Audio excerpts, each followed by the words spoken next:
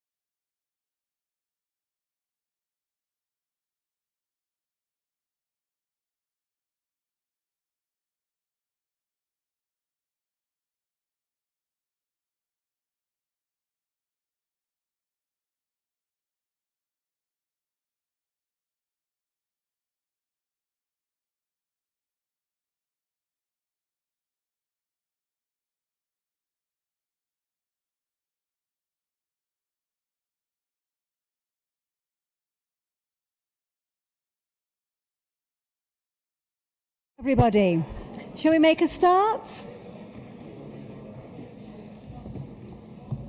Okay.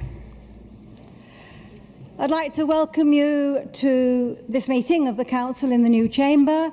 There's an option to join the meeting on Teams. Do we have anybody? Councillor Holland. Councillor Holland is joining us on Teams. And Councillor Pilgrim. So 2 people joining us on Teams. We're streaming today's meeting live on the internet, and a recorded version will be available to view within 48 hours on the North Somerset Council website. So first of all, apologies for absence, please. Chairperson, I've got advance apologies from Councillors Charles, Holland, Porter, Pilgrim and McQuillan. Wow, thank you. Could I ask for nominations for Chair of the Council for 2024-25, please? Councillor John? Thank you, Chairman. Peter Crewe, who is sitting on my left here, has been in this chamber around about 40 years. So let me offer a word of warning to those of you mere fledglings, you youngsters who are in here amongst us. Blink and you'll be in the same boat, asking yourselves, 4 decades from now, what on earth have I achieved? Well, 30 years working on Harrier, Tornado and Concorde engines at Rolls-Royce, and time spent as a player in Weston's Mixed Skittles League was Peter's perfect training ground for local government politics. You see, he understands how to combine the cut and thrust of this council's dynamic decision-making with an apparent need to knock stuff down from time to time. Peter's always been interested in planning, tourism, economic progress, has chaired scrutiny and has sat as an executive member.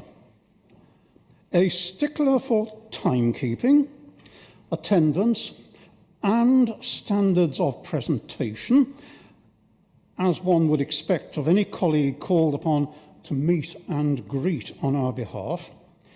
Peter also has that old-fashioned quality, alas, much missing in many a modern politician and commentator, of self-deprecation, combining the ability to laugh at oneself with a friendly willingness to pop for a convivial beer amongst those whose views are not necessarily his own.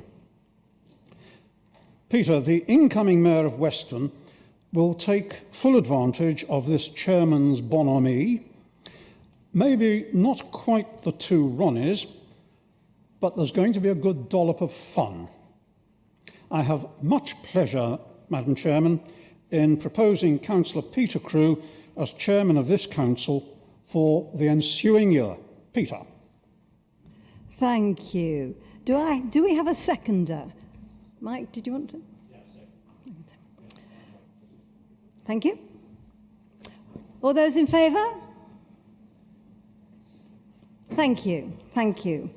Peter, would you like to come up and take over this wonderful chair?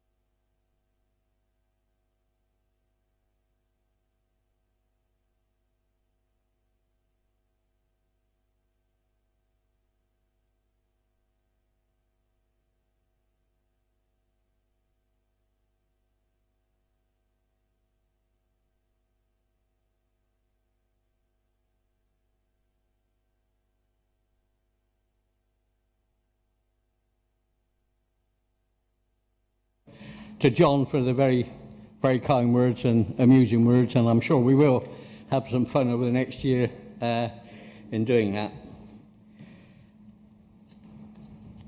I'd like to take this opportunity to thank Wendy for a year of office.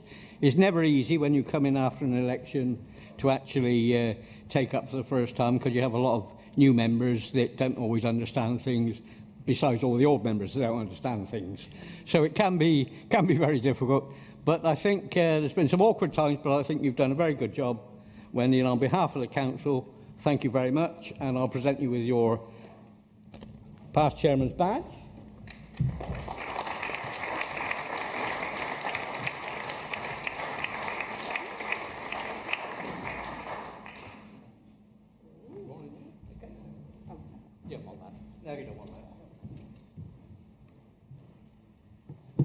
Well, I would like to thank you all for letting me be your chairman, chairperson, madam chairman, whatever you like to call me, for the past year.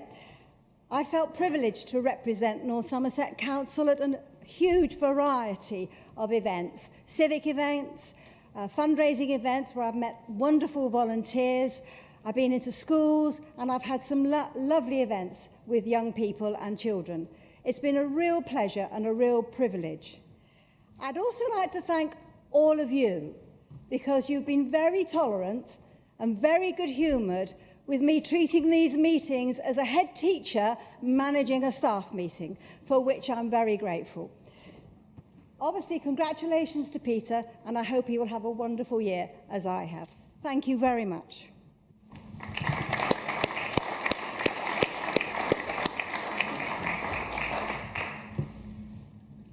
Right, we now come for the appointment of the Vice Chairperson for the year. Can I have a nomination, please? Thank you. I'd like to nominate my friend and colleague, Councillor Claire Hunt, to be Vice Chairperson for the coming year. I don't know if you want a speech about her now or later, but I think she will be a wonderful addition to your team and a support for you in the coming year. And I know that in the fullness of time, she'll be a really fine chair. She's very experienced. You're also a teacher, so you know how to keep recalcitrant people like councillors in order. And very experienced as a chair of a parish council. So I've got no hesitation in proposing Councillor Claire Hunt. Have a seconder, please. Thank you very much. All in favour? Right, Claire, if you'd like to come up and collect your badges.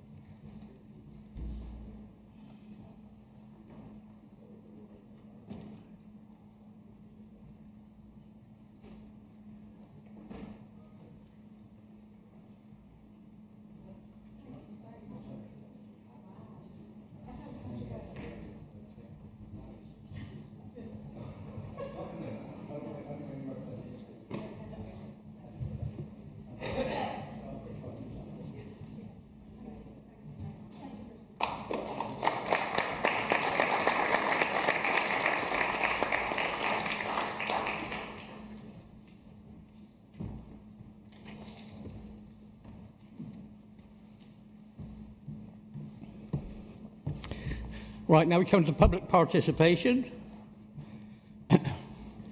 First one is Sophie Scott. Would you like to come forward, please?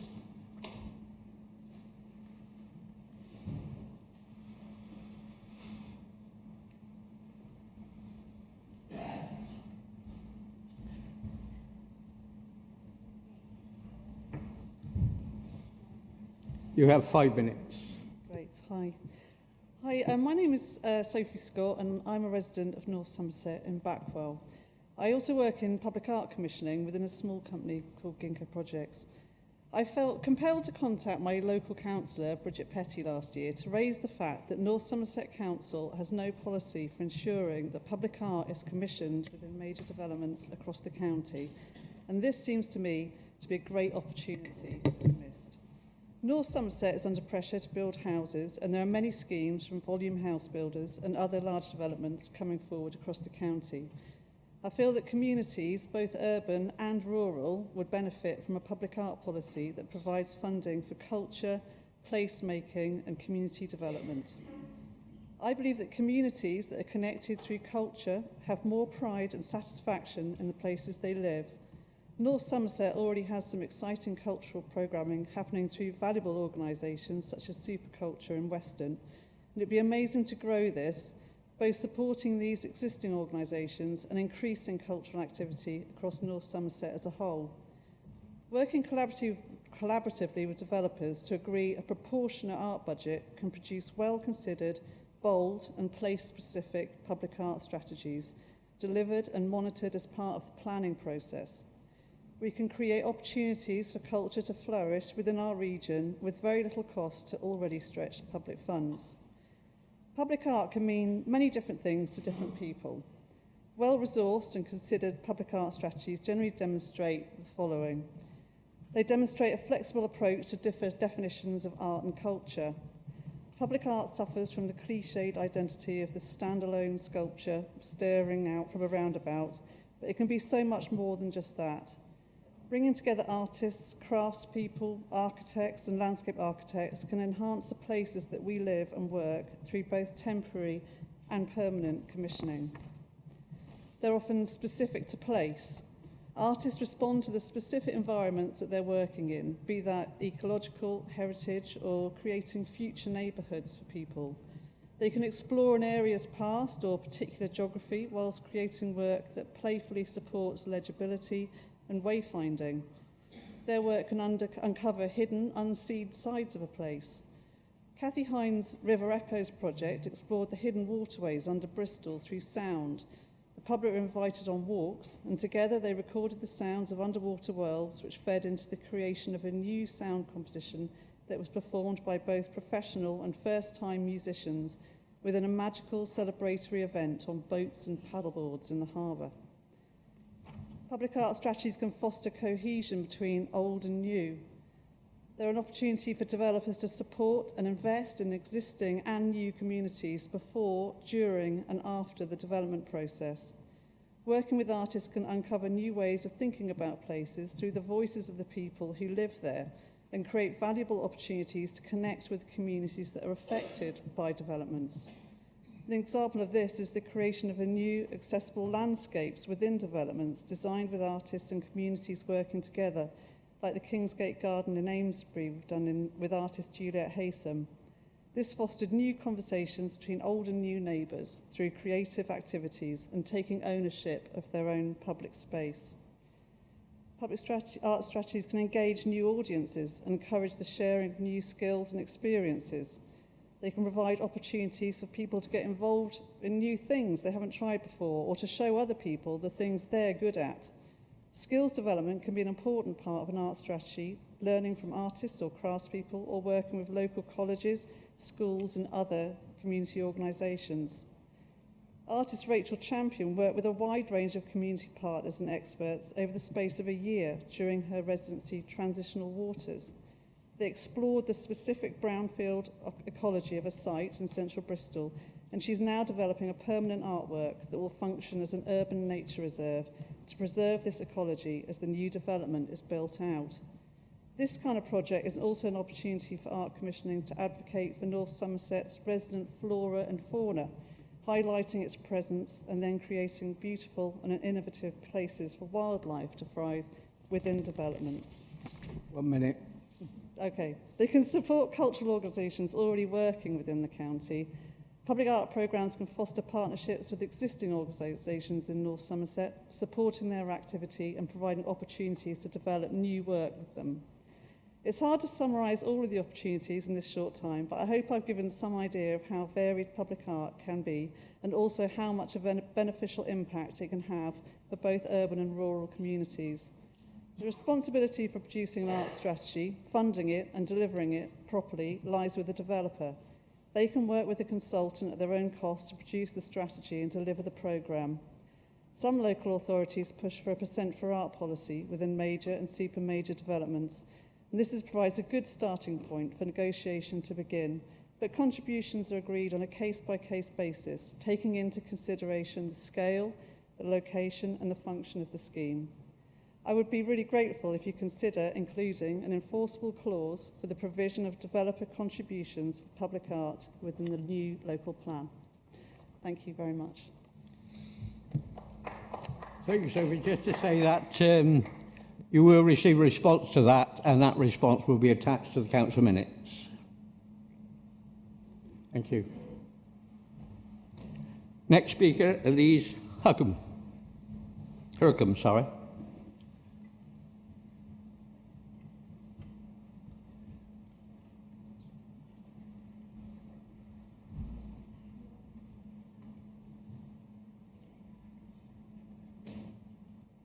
Again, you have 5 minutes. Thank you very much. It's my absolute pleasure to be here as trustee of Superculture, which is an amazing organisation. We've just recently finished a 4-year programme with Historic England in a Heritage Action Zone, including public art as part of our delivery. Superculture have been here in North Somerset for 19 years now, so have an established way of working in the area and benefiting for citizens. Superculture specialise in creative placemaking and community participation, producing ambitious, diverse work with and for the people of North Somerset. A renewed focus on our wider North Somerset will also help to supercharge existing creative provision in rural areas and neighbouring coastal towns. So in the last year, we've worked with over 41,000 attendees to our culture programme. We've commissioned 17 new pieces of public art, and 90% said that Superculture events encourage participation, community life, and enhance local pride. So Superculture, a perfect example of why this would be a brilliant thing for North Somerset and could be part of how to deliver it.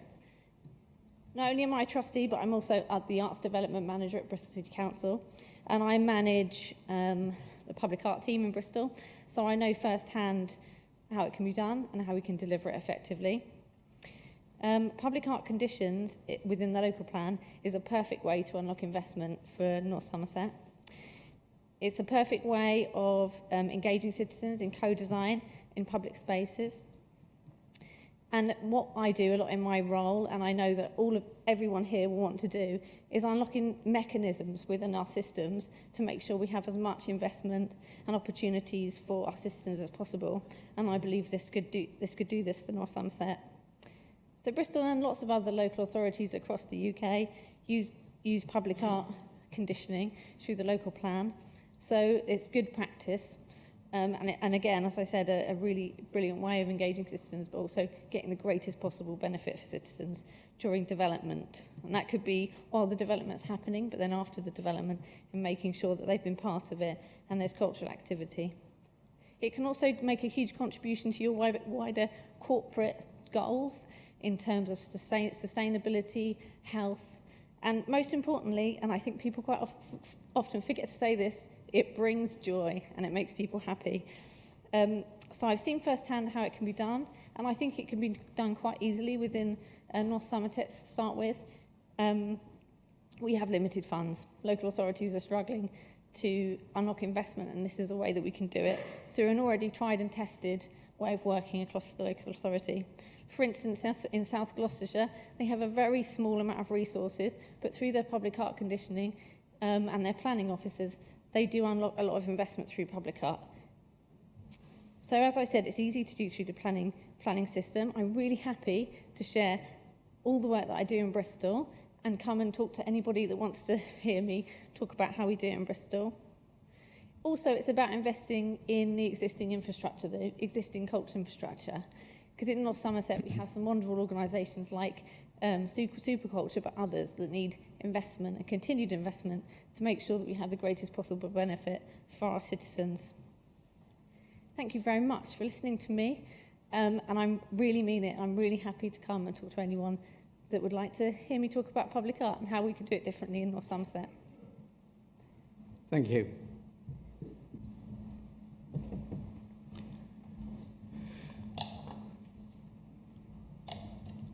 Right, any declarations of interest? No? Minutes of the last meeting. Proposer and seconder. Thank you. All in favour? Thank you very much. Forward plan. Leader. Yeah, just for noting, so move that, Chair.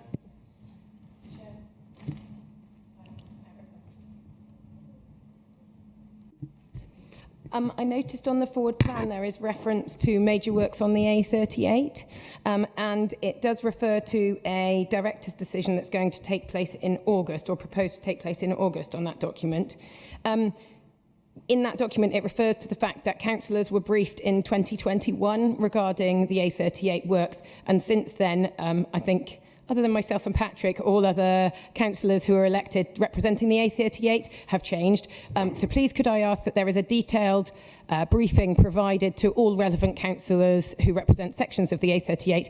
And as I think Mike and others will be aware, this comes back to a major road network schemes that is really based on old thinking, conservative money, where it's all about road building for certain reasons. And I think we just really need to have those proper meetings to review whether the proposals for the plan are still fit for purpose and match our corporate objectives and the political makeup of this organisation and what we're working towards. Could I ask that we fully understand at what point things are being made as a director decision and where there are, because as a whole project, it has a very significant budget. And so I'm just keen to see that councillors are involved in that process thoroughly. Thank you. Councillor Bridger. Thank you, Chairman. Yeah, just to respond to that directly, Bridget, we are actually arranging an all-councillor briefing about the A38. We brought a paper to our November scrutiny panel, and I know that Councillor Waite was also interested in a briefing, so it's in motion. We're arranging a briefing for all councillors. Thank you. Right, come to motions by members. Councillor Smith. Thank you, Chair. Before I introduce it, as a result of cross-party discussions, I do have a small amendment. So would I be able, at your discretion, to introduce the final package, if you like? Yeah. Thank you very much. So obviously on the order paper, the original motion was, this council recommends that the executive puts in place a mechanism where the opinion of ward members is sought 5 working days prior to decisions being made, unless urgent.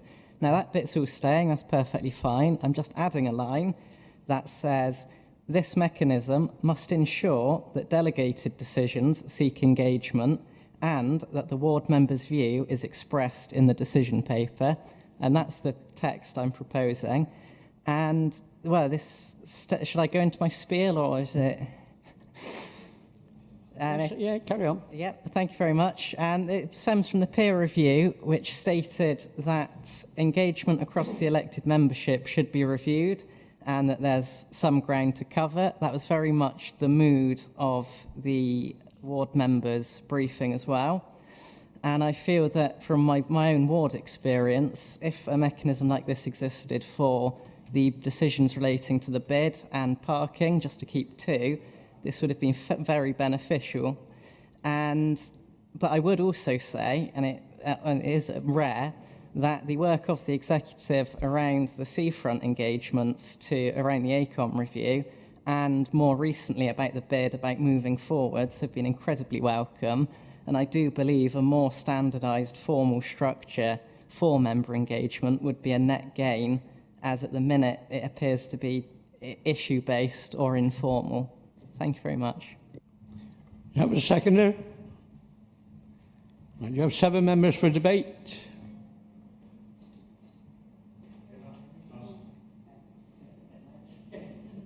Right, that's it. Debate them. Leader. Thank you very much, and thank you, Luke, Councillor Smith, for bringing this proposal forward. And I'm going to sort of take it in the spirit that it was intended, which is, I think everybody recognises that there's always dissatisfaction about the way that decisions are made and the notice and engagement of ward members on decisions that affect a particular locality. So I just want to first up front say, I think officers understand that, executive members understand that, all of us understand that we need to do better all the time. And I think we've changed that a lot over the last few years, but there's more to be done. So first and foremost, I just want to recognise the context of the motion. What I would say is that it's worth noting that most of the key decisions, well, all the key decisions and most major decisions that the council makes, of course, are listed on the forward plan that we've just noted. The forward plan covers decisions that are coming down the track 4 months in advance. All members are given notification of that on a regular basis and are absolutely free to ask questions and to look at the detail, understand what consultation and engagement has taken place before. So I just want to say it's not a fair reflection to imply that none of that happens, because it absolutely does. And of course, that's in addition to the all-member briefings, the regular sessions that the policy and scrutiny panels undertake on a range of issues. And I think it's worth underlining that it's really incumbent on all members to turn up to those, because what I do find on a regular basis is that some colleagues say that they don't know about something, but they haven't actually turned up to the sessions and activities that have taken place in order to inform and engage people. So I think that's an important point too. But what I am happy to say is if members do decide to pass this motion as worded today, I'm very happy for us as the executive to take that away and work with officers to see how we could further strengthen engagement with ward members, make sure that people are cited on decisions that are coming down the track and have opportunities to engage, because, you know, why wouldn't we? It will just lead to better decisions. Thank you. Yeah, thank you, Chairman. I'm not going to be as friendly as the leader in relation to my comments to this motion. Although I echo a lot of what the leaders said in relation to the forward plan and the current engagement, which is a vast improvement to what we have been used to over the years. But that, in relation to Councillor Smith, he's a relatively new councillor, so he wouldn't remember the days under the previous administration where there wasn't any engagement whatsoever, and it was very much a closed shop. And he's decided to go down the rabbit hole of the peer review. Also, we need to note that on the peer review, it clearly states that there was a lack of engagement from the opposition. So he decided to go down that rabbit hole, so I felt like I had to respond. Councillor Burden. Thank you, Chairman. In answer to Councillor Clayton's comments, when I was executive member for planning, I had a very simple instruction to the officers to putting anything in front of me. That was that I wouldn't sign off anything without the clear instruction of the ward councillor. The ward councillor was asked and didn't always respond, and I had the great pleasure in passing that letter to the Western Mercury many years ago, when one senior member of my own group had castigated me for a decision of roadworks in Weston, and that works was given. When I handed over that responsibility to Councillor Crockford-Hawley, he continued to carry out that method. I don't know whether it failed after that, but when the executive system was set up, there was a very clear rule in place that should happen. And I think it should continue, and I welcome the leader's comments on this matter. Councillor Shopland. Nice to see you, David. I hope you say that when I've finished, Mr. Chairman. Can I congratulate you, Mr. Chairman, on your promotion, as the late Councillor Brewer would have said, to glory. But I am a little worried, because I wonder if you're taking a course in higher education, because you were proposed by a teacher, you were preceded by a teacher, and you will be followed by a member of that profession. So I'm just wondering, Mr. Chairman. But I better get back to the motion, hadn't I? The tragedy of this motion is, Mr. Chairman, that it is too little, too late. But even so, I will support it, as it might make this council publicly acknowledge that there are members outside of the executive and that they have a right to play some meaningful role in the workings of this body.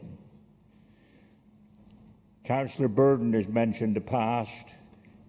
I will go a bit further back than he went. There was a day when ordinary members of this council took part in all of its workings and played a positive part in its decision-making. There were committees. I'm not going to spell it, you can look it up in the dictionary, which held meetings, had remits and made recommendations to full council, which had the final say. The full council had the final say. But those days are long gone, and now possibly for many members doing what they can for their constituents and just turning up to a mandatory monthly meeting is the best that they can expect to do. That's a sad state of affairs. I get into trouble for quoting my father, but he once said that to find a wholehearted supporter of one's views, who had no reservations, always agreed with you, one only had to look in a mirror and admire the reflection. Maybe the executive have a large mirror in their august chambers, or perhaps they just look at each other, for there are never any visible signs of dissent within their ranks. And rarely do they ever really consult meaningfully with the members not on the executive. I remember being promised that a good look would be taken at restoring the committee structure so that we could all play our full part in local governance. I'm not sure that such a task was ever carried out. It seems that it wasn't, or that if it was done in the dark by those who had their eyes shut. I therefore ask you, Mr. Chairman, and members of the Council, to support this attempt to restore a little meaningfulness and respect to those endeavouring to serve their constituents and be a responsible North Somerset District Councillor. Thank you, Mr. Chairman. Councillor Cartman. Thank you, Chair. I think, as Councillor Smith knows, I'm very supportive of the sentiment that's behind this, very much so. If we can get more local opinion into decision-making, we can make better decisions. But I think my two concerns is, well, the main concern is the wording needs a lot of tightening on this. And I think although the wording expresses the sentiment, I'm not sure the wording will actually achieve what he desires. There's an aspect of what decisions would require ward consultation. I mean, the reality is that a lot of very, very hyper-local decisions are not subject and listed on the forward plan. And I imagine he is expecting some of those that he would be consulted on. Similarly, there are very big decisions which don't necessarily require a single ward councillor. And how do you decide which ward included in the consultation? So I think there's a lot of problems in working that out, and I think it needs to be taken away and thought through and then brought back. I do support the idea of a dissenting view included. Once we can decide on which councillors can be included, I think there are times where we disagree amongst ourselves. And I think we say we are open and transparent, and I see there's no reason why we can't add a section, like we added a section on climate, where you are able to express in a respectful way your disagreement with a decision. And that just shows we are an open, democratic institution that are okay with differences. So I think where we are today, I'm not convinced on the motion, I have to admit, but I would really like to see it come back with perhaps some advice from our solicitor and team of democratic services, how we could make this better in a practical way for them that doesn't just create work with no benefit. And finally, because you were my seconder, I will allow you, Councillor Solomon, even though you're an exec member, to say something.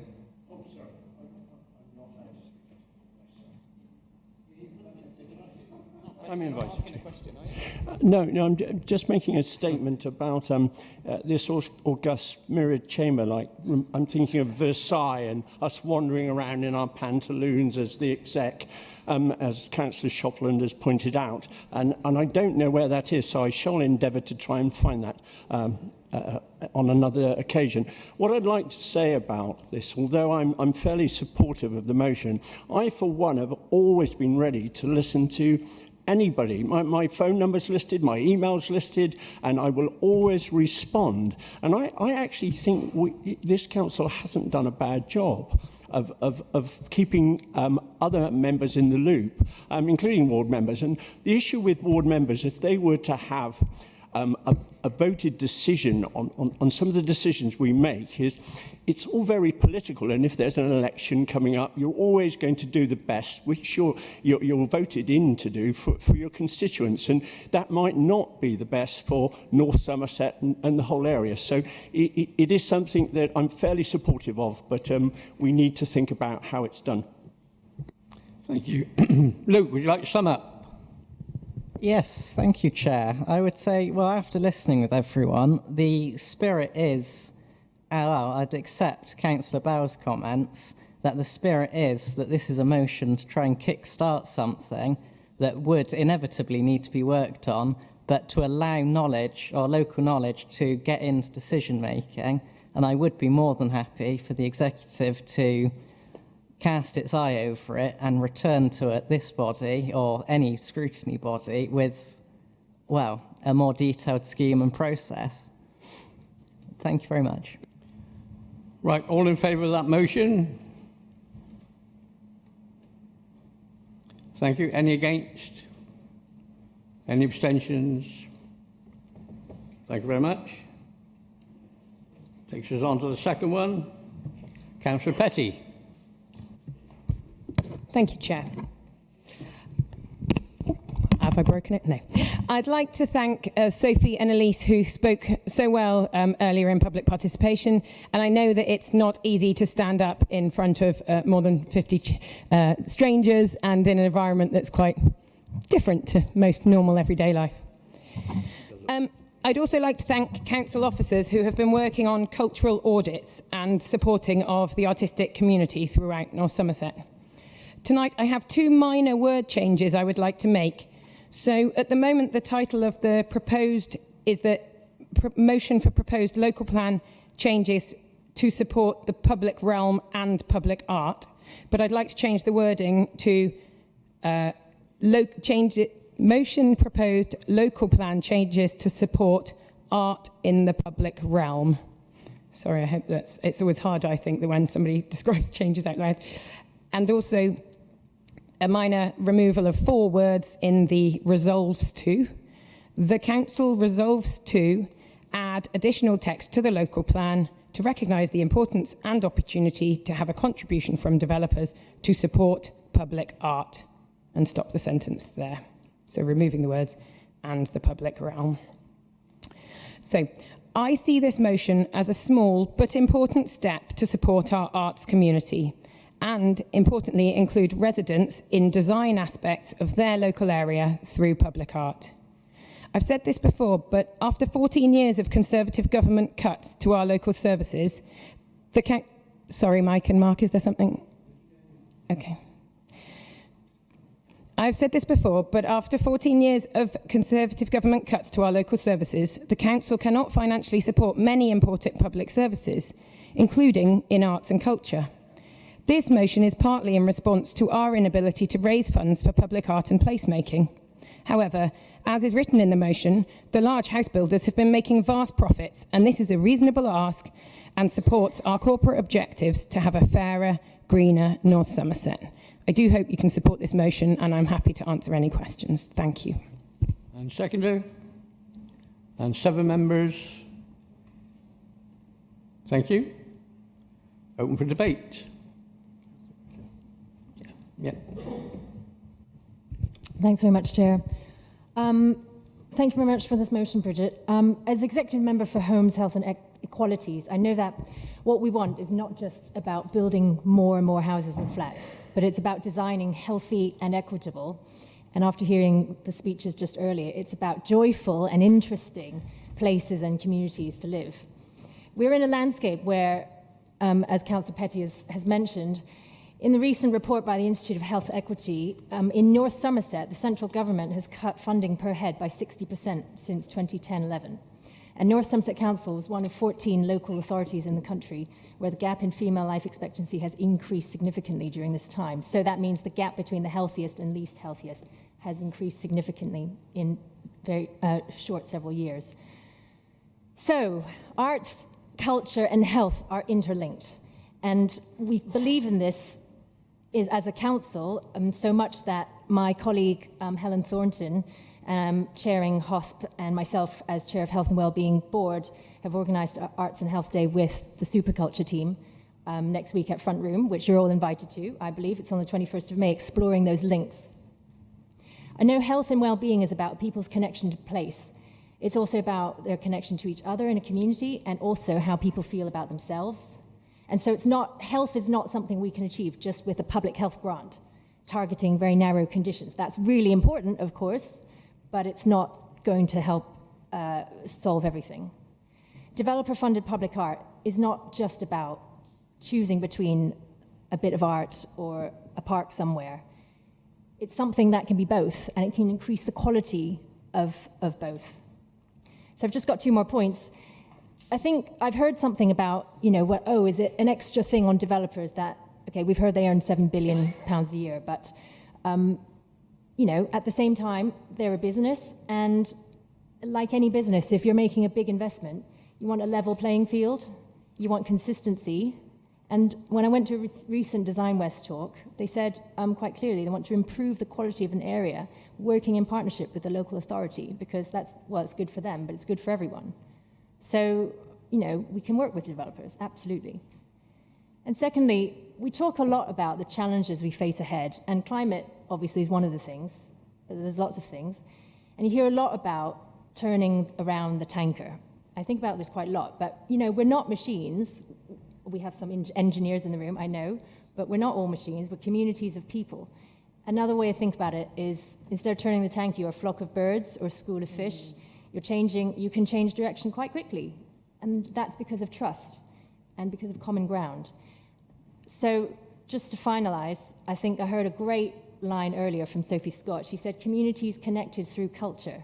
We want the best for our communities, and arts and culture absolutely pays dividends. Thank you. Councillor Bridger. Thank you very much, Chair. And thank you too to the speakers who spoke earlier in the evening. I do want to speak in favour of this motion and agree it's entirely in keeping with our recently adopted corporate plan. Obviously, developer contributions have to be used to sort of mitigate the impacts of a development on a local area.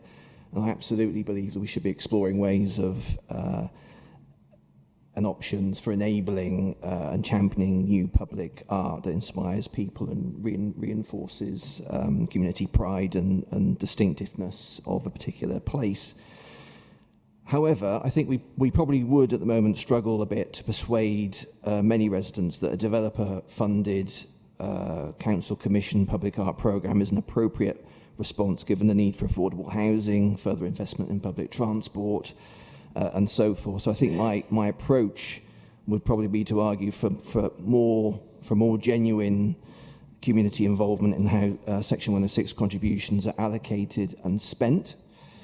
The current system, I think, can be a little opaque, and my experience anyway is that planning officers do not now kind of seem to routinely consult with ward councillors or parishes, but maybe that's just my experience. So as I say, I support the motion, but if there's one thing I've learned in my 5 years of being a councillor is that seemingly simple things are never that easy to implement in practice. So I just want to illustrate this with a current example pertinent to this motion in my ward. So members, I think a lot of members will be aware of all the development that's taken place at Yatton North End since 2016. I know the chairman will be. Back in 2017, the council negotiated a Yatton Gateway contribution of £32,000 towards, and I quote, the provision of an item of public art to be placed in the vicinity of the roundabout. Shortly after that was supplemented with an additional contribution of £38,000 from another developer. Councillor Griggs and I, we've been a bit twitchy, I think, about the prospect of a sculpture costing £70,000 landing in the middle of a roundabout when we were in our 4th year of trying to, battling to deliver a light control crossing just a short distance from that roundabout to ensure a safe route to school. It's about priorities and bringing communities with us, isn't it? Coincidentally, yesterday evening, Yatton Parish Council resolved to write to this council and request a deallocation of those two S106 contributions. And I think, I think it's difficult, if not impossible, to change the category that Section 106 contribution is allocated to. But I think, in this instance, I think I'd like to suggest that £70,000 doesn't necessarily have to be blown on a sort of a gateway feature, sculpture, but it could perhaps be varied to fund local artists through small-scale public art grants that really engage the local community. That would make a difference, I think, but we would need to do that with communities. I'm not sure we have the capacity within the council to enable this kind of thing. I think that's potentially an issue. So I think we would absolutely need to work with partners to do this.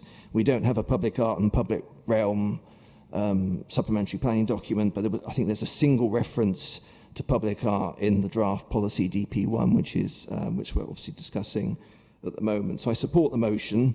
I think we can certainly learn from other councils, as the speakers were suggesting at the opening to the meeting. I'd be happy to work with you, Bridget and Mark, and sort of seeing what we can do in North Somerset. Thanks, Chair. Councillor Thornton. Thanks, Chair. My comment really is sort of following on from what Councillor Bridger said and really agreeing with him. So I am personally very keen on art, including public art, and I do think it has the ability to enhance the areas where we live. And in my role as a Western Town Councillor, I've been involved in bringing Upfest to Western Supermare to create street art as part of what has become known as Western Walls. And this was funded in part by this council, Western Town Council, and Arts Council's grants. But I think Councillor Bridger makes a very good point about how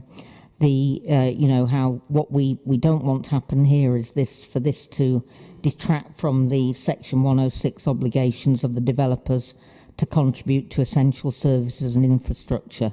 So I think what I'd really like to see, you mentioned in your motion, Councillor Petty, that Bristol City Council and South Gloss have got some wording in their local plans around this.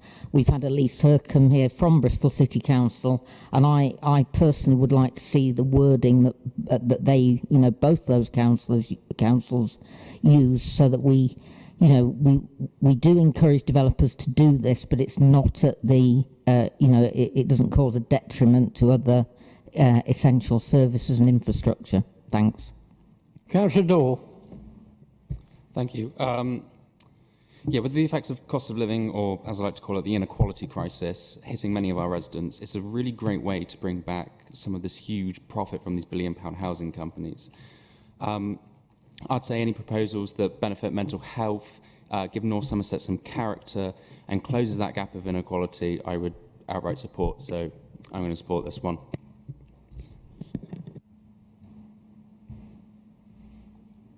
Councillor Clayton. Yeah, thank you, Chair.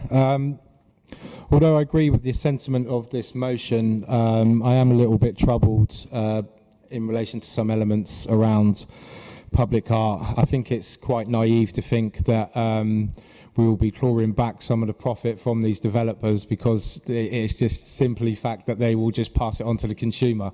They will not be losing money if forced to place public art around the district. The other thing that I'm going to struggle with is now we have various public arts going back some years now. Some of you in this chamber will remember that we had a neighbourhood management team that formed in Southward that was part of funding from central government. Now, what we had was a team of affluent people working in an urban area, thinking that the art strategy that they put in place would benefit the people, and nearly 15, 16 years on, I can tell you that they were wrong. the art that is there 15, 16 years later, and this is fact, is now decaying. There was no ownership taken over from the public art. It was all put in, it looked all lovely and shiny and new. Like I said, 15, 16 years on, it's just decayed. No one's took ownership of it. And that is down to North Somerset Council, I'm afraid, where they failed to take ownership of the public art. Also, we can have a look at the public art, which is it the correct name, the silica, or the carrot, the turnip? Let's just go, I mean, we could all walk out this chamber now and just walk round the corner and look at the state of that some years on. So I'm not against public art. I think there is a place for it. My issue is who's going to take ownership of the public art once it's in place, and who's, not to let it decay and rot. And from somewhere in space, Councillor Holland.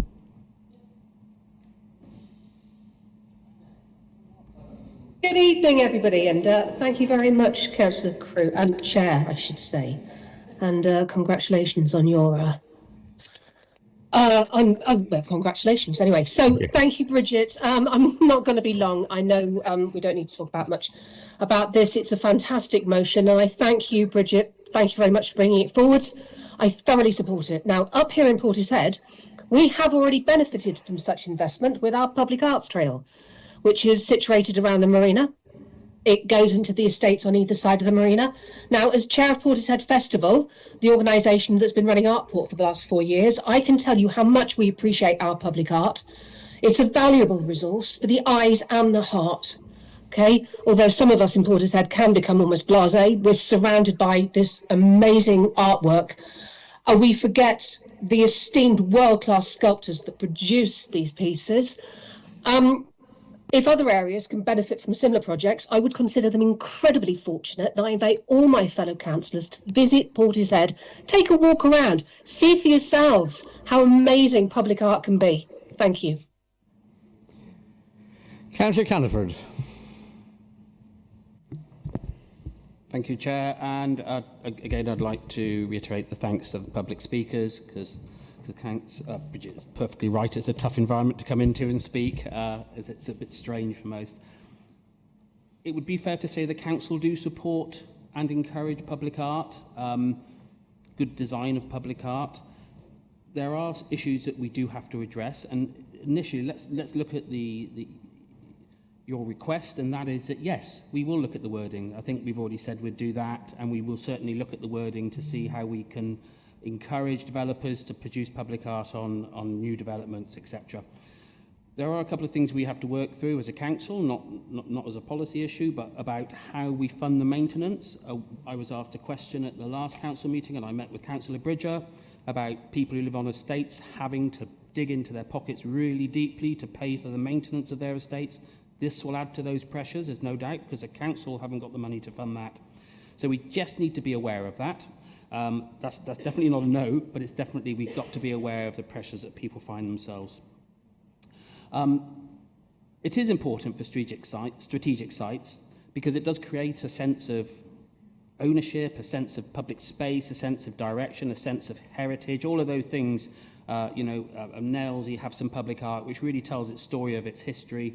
And I'm not an Nailsea person, but I've recognised that art when I go there, and so it does have that effect. And I do think we should have a very strong policy about encouraging developers and to get them to understand, because I think Councillor Helen Thornton just said we need to encourage these developers, but not just encourage them, but to get them to understand the importance of things Jenna was just talking about what it does to the environment that they're wanting to build in and the environment they want to sell houses in once they've done it. So I think all of those are issues that we do need to keep discussing, and I know Jen and I will certainly keep discussing them through our portfolio responsibilities.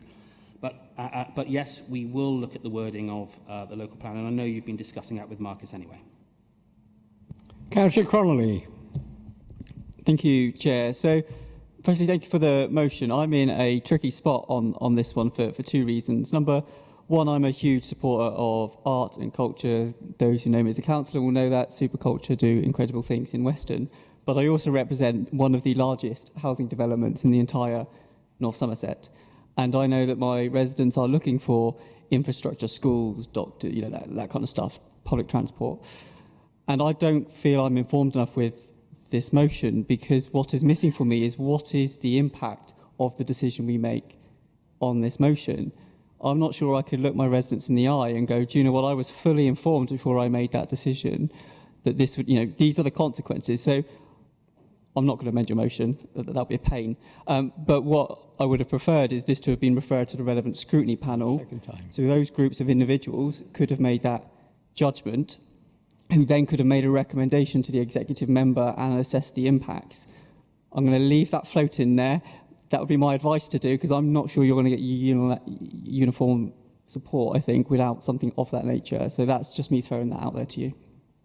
And finally on the list, Councillor Mason.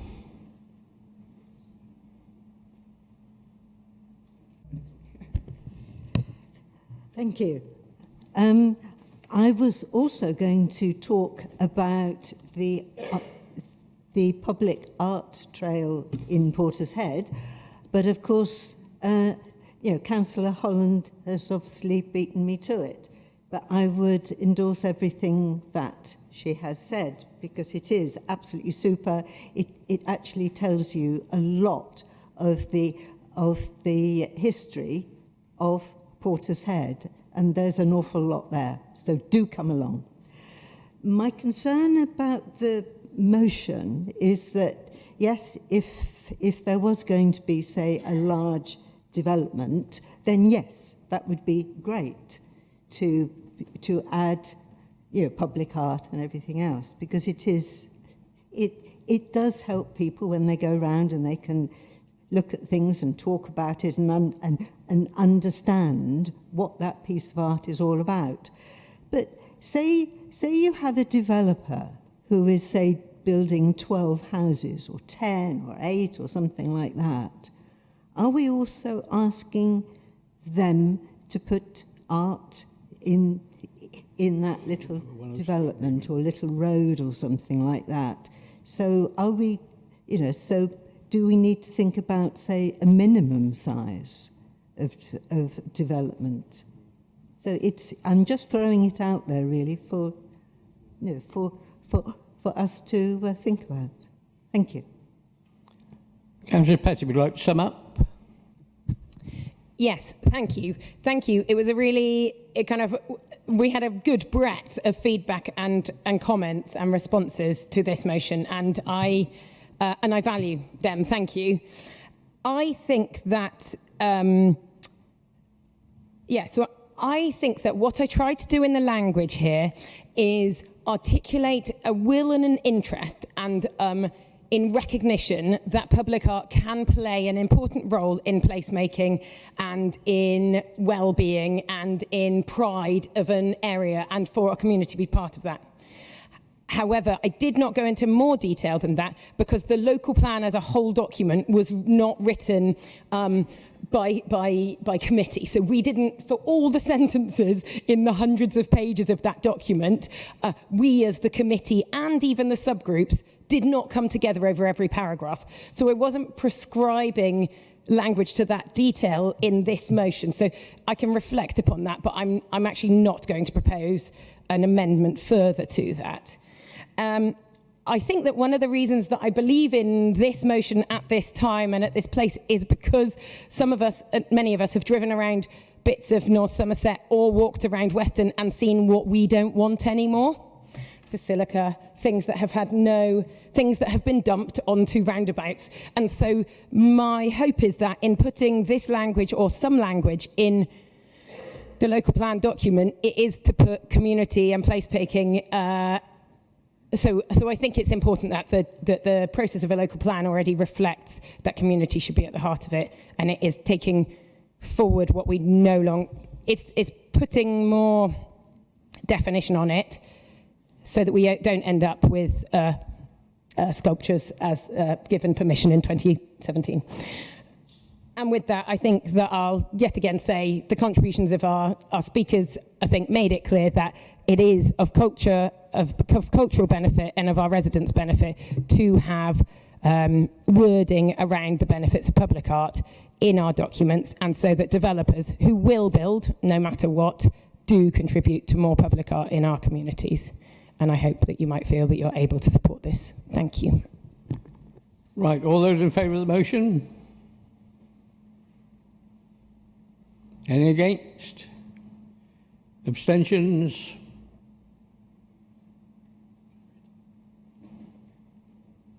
Thank you, that is carried.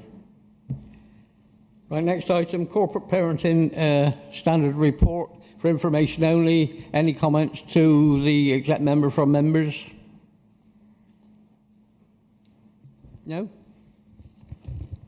So do you not wish me to give a brief update? No. Well, I'm going to, if you don't mind. I'd just like to highlight to members, you will have read this report, and I have just circulated to everybody the link. Councillor Gibbons, I did app. say it was for noting. If anybody asked questions, nobody did, so we now move on. Item 10, support services, Councillor Bell. Sorry. Can I, in that case, can I comment on that report? No. Sorry, Chair, but this is the future of our children, and this is how you're treating a report that comes to council that is about the future of our children. Let me make it quite clear. You're an executive member. I don't expect executive members in this council, which is for members to ask you questions. I don't expect members to be engaged as exec members unless it's their portfolio. Simple as that. Councillor Bell. Well, sorry, I think I feel obliged to raise a point of order then, Chairman, because clearly the report does have a recommendation, and the standing orders would say that the mover of the report should have the opportunity to introduce the report. And I don't believe that you did give Catherine Gibbons the opportunity to do that. In that case, I would ask for a ruling from the solicitor. I apologise that because when we had the run-through, I was told quite clearly it was for information only. If that's changed, then that's different. But yesterday, it was information only. I wasn't present at that meeting. Okay, carry on. Right, well, I didn't expect this to be quite so contentious, as you're all corporate parents, and those of you who are new councillors have been a corporate parent for a year now, so you know your rights and your responsibilities, and you know what our young people expect from you. So, as you've seen in this report, you know that we have to have a local offer. You've probably all looked at it on our website, and it's been in a leaflet form, which was developed with our care experienced young people in the past. This report is telling you about how we've taken it to the next stage, once again in conjunction with the regional offer and working with the young people to develop an app. I have, during the meeting, circulated you the link to the app so you can click on it and have a look at what it's doing. I think it's quite impressive and a really good development of our local offer, because young people can go on there, you can click on it, you can look at what's there. Everybody has a phone these days, and this is what they wanted and what we've managed to give them.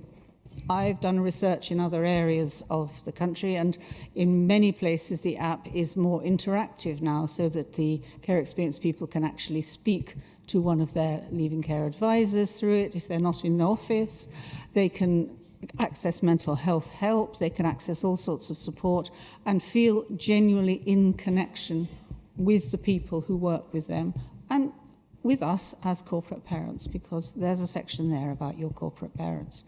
So, contrary to the Chair's guidance, I do feel it was worthwhile saying a few words about this very important issue of what we do for these young people. This is something that they've been asking for as long as I've been a councillor, to be sort of a little bit more modern and up there. And we finally got this South West Regional app up and running. I've looked at it myself. You just go on there, all the areas. There's North Somerset. You click on North Somerset. You can look at everything there. It's an education for you as councillors to have a good look and see what we are doing and how easy it is now for our young people to access that. So thank you. I hope you will have a look. Not now, but tomorrow or the day after. Have a look at the app and see what we've done. And are you moving the recommendation?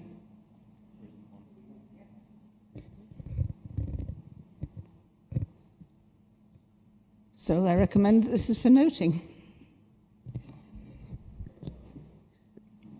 Incredible. Councillor Tristram, you've got a comment? Thank you, Chair, and I apologise for not picking up quickly enough when you suggested that the motion wasn't going to get talked about at all earlier on, because I was planning to ask Councillor Gibbons a question, which is, apart from the app, which is going to be good by the sounds of it, in your written report you've listed ways in which councillors can support care leavers, something that you fairly often mention in this chamber. They all depend on us being aware of care leavers, and that works better if they've actually met. Can you suggest how the 50 of us in this room could actually get to meet these care leavers and have some empathy with them? I can indeed, and I know that you and I have both, on various occasions, attended the Care Leavers Council, which takes place, I believe, monthly. Sometimes it's in person, sometimes it's online, and councillors are always welcome, and there you will get to meet the young people. If you want to come along to any of our corporate parenting panel sessions where young people attend, again, that's always welcome, although we would appreciate notice, because we have a number of young people. We certainly don't want a situation where we've got, overwhelming number of strange adults in the room. We need some sort of balance, but you're always welcome to attend those panels. But certainly the Care Leavers Council and Children in Care Council always welcome input from the corporate parents, whoever they may be.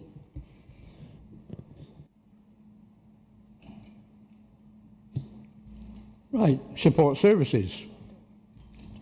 Councillor Bell. Thank you, Chair. So, colleagues will remember that we had a report back in September 2023 which agreed that we would pursue the two options for the provision of ICT services, which was looking at a commercial outsourced solution, which is effectively what we do at the moment, or a shared service provider.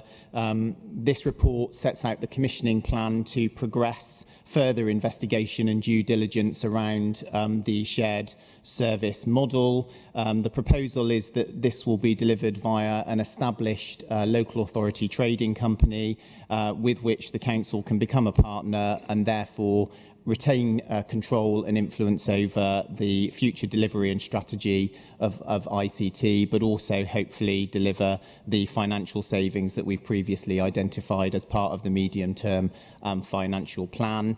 Important to note that this is a commissioning plan, so this is not a decision to proceed at this stage, but is about doing the detailed work that we need to do to test this approach, so that still gives us time to go out and source a commercial solution if that proves to be more appropriate.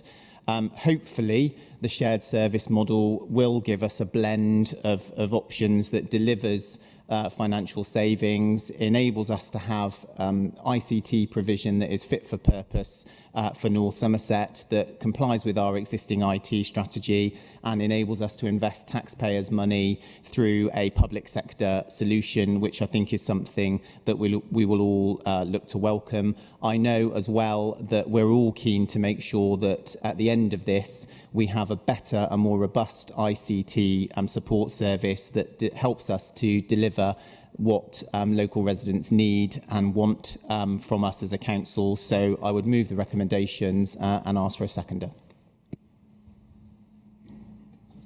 Proposed and seconded. Comments? Councillor Petty. Thank you, Mike. Yeah, I welcomed the all-member briefing that we had on this, because I think it is really interesting, a really interesting approach, and I do really support that we need an ICT service that is fit for purpose and also fit for, well, the fact that we need to respond to changing technologies in the coming years. So I just wanted to actually thank the officers, especially Stuart Anstead and Amy, who I know have done significant, Amy Webb, who I know have done significant work on this. And I felt that their briefing really did match that they were trying to pursue our corporate values and the values of this partnership in looking at this work. I welcome that it's a commissioning plan, and I continue to look for more information as it comes through. I think there was another point I wanted to make. Oh, I wanted to know, I do hope that it's positive, like a positive result for our residents, as we're all aiming for. Are you able to comment at this time about the paying of any staff, or is that outside of... I know they wouldn't be North Somerset staff. I didn't know whether you were allowed to comment on that at this time. Thank you very much. Councillor Holland.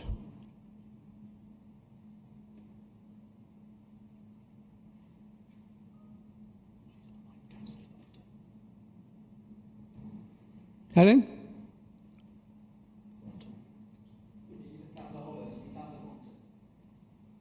Yeah. Sorry, I thought you were saying Councillor Holland and she was going to appear on the screen. Thanks, Chair.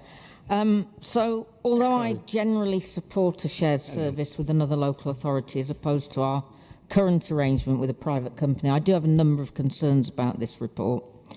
First, although the report in Appendix 1 mentions that some consideration was given to providing services in-house, this was quickly disregarded and was not even part of the options appraisal process, where the various diagrams in both the report and appendix show only the outsourced option versus two types of shared services.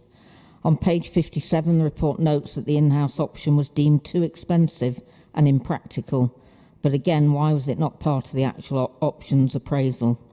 We did actually used to provide our ICT in-house, and many other local authorities also managed to provide in-house ICT services, despite all the issues listed here. On page 53, the report lists the benefits of a local authority trading company, including providing skills and employment within the South West region. I think the crucial word is the South West region, because I wonder whether these jobs are actually in North Somerset or whether they'll be in Plymouth.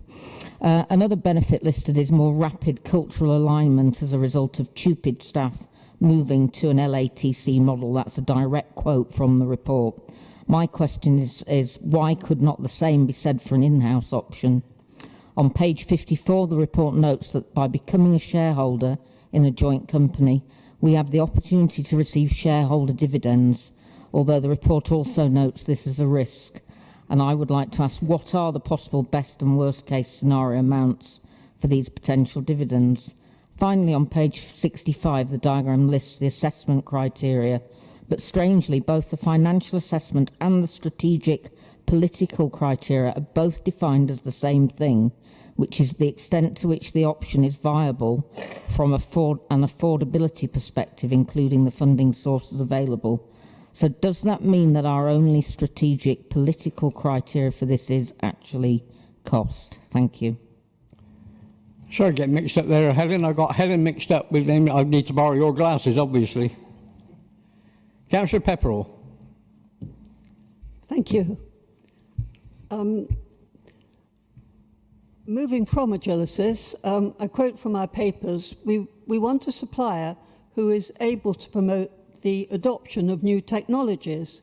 But if you read what Socratim tell us, they say that won't be possible with DELT. With DELT, they say we will not be at the forefront of technology and innovation.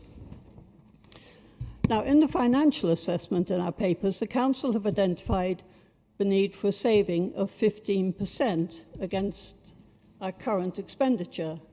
But again, Socratim said we will not achieve any financial saving. And yes, there is a suggestion of possible dividends, but, you know, we're not guaranteed. Moving on, in the early papers, there was mention of an aim to achieve some disaggregation, that is breaking up our packages of IT work. But please, can I ask if we have achieved that in any way? Remember, with DELT, we will be shareholders. I quote, Council will be required to sign up to the shareholders' agreement. So what insurance can DELT offer to make sure that as shareholders, we're not financially liable for any data leaks? Thank you. Councillor Burden, did you signal? No. Okay, Councillor Cartman. Thank you, Chair. I'm generally supportive of the approach on this, but I think my worry is that it prioritises form over function, about the way we work rather than why we're working for things. It's all about the structure of shared service, or whether it's in-house or out-house or, commercial or non-commercial, and actually there's very little of scant kind of regard to actually how it's going to drive higher standards and experience, both only for our staff internally and as well as for our residents. And I think I would like to see in future reports a higher emphasis on that, because if we're going to go down and adopt a shared service approach, my question is, tell me how that's going to be better for residents and better for value for money for the taxpayer, because that's really what it's about, rather than an ideological commitment to providing it via shared service or in-house or private sector.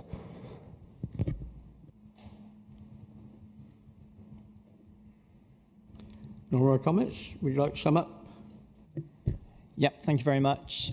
Lots of good comments, so I'll just quickly run through those questions. So, Councillor Petty, your question was answered by Helen, but yes, you're absolutely right. TUPE arrangements would apply. So the expectation is that there'll be a discussion about staff transferring across.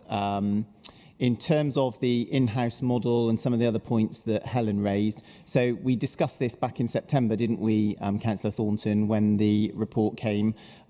Just to reiterate that we absolutely did evaluate the in-house option as part of the options appraisal in the early phases of this package of work.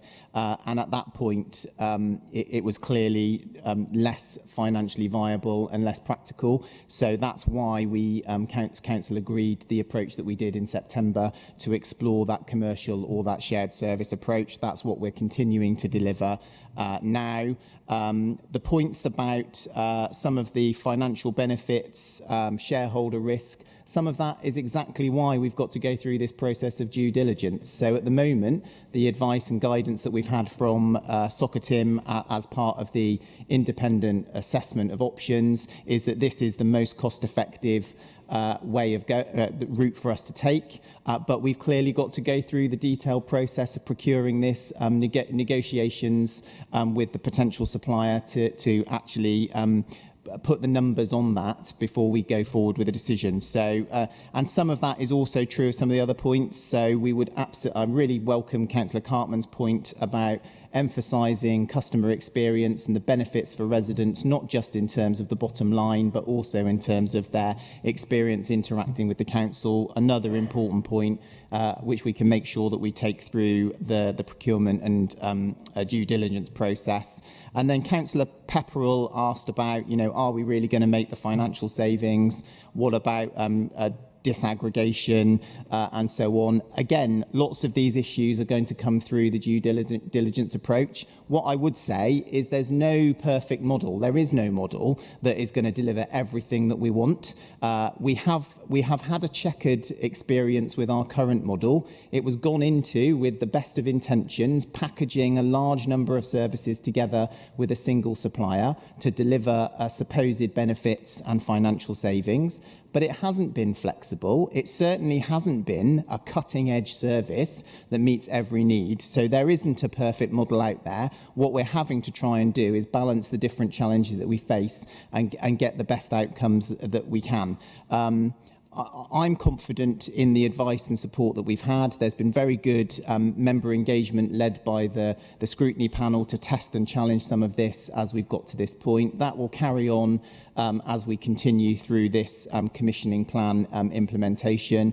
And then a decision will come back and we'll be able to evaluate the evidence. But just to be clear again, if the shared service model doesn't stack up, we will absolutely go back and look at that commercial route again. So I would certainly encourage colleagues to give us the permission to continue through this process as we've set out previously, so that we can bring the facts and hopefully round this off to a better long-term position for the council. Right, all those in favour? Thank you. Any against? Any abstentions? That's well carried.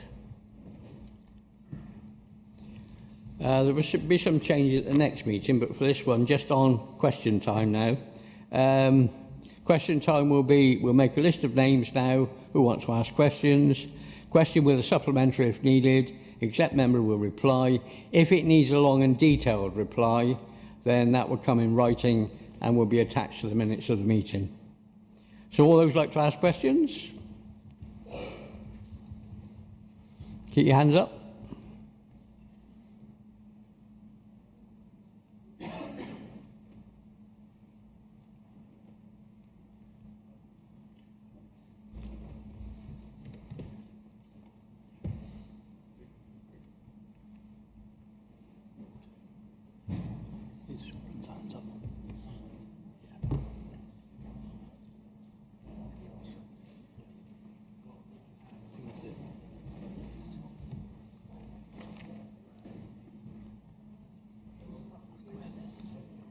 You got that one, you got that plate. Just a minute, we've got. Yeah.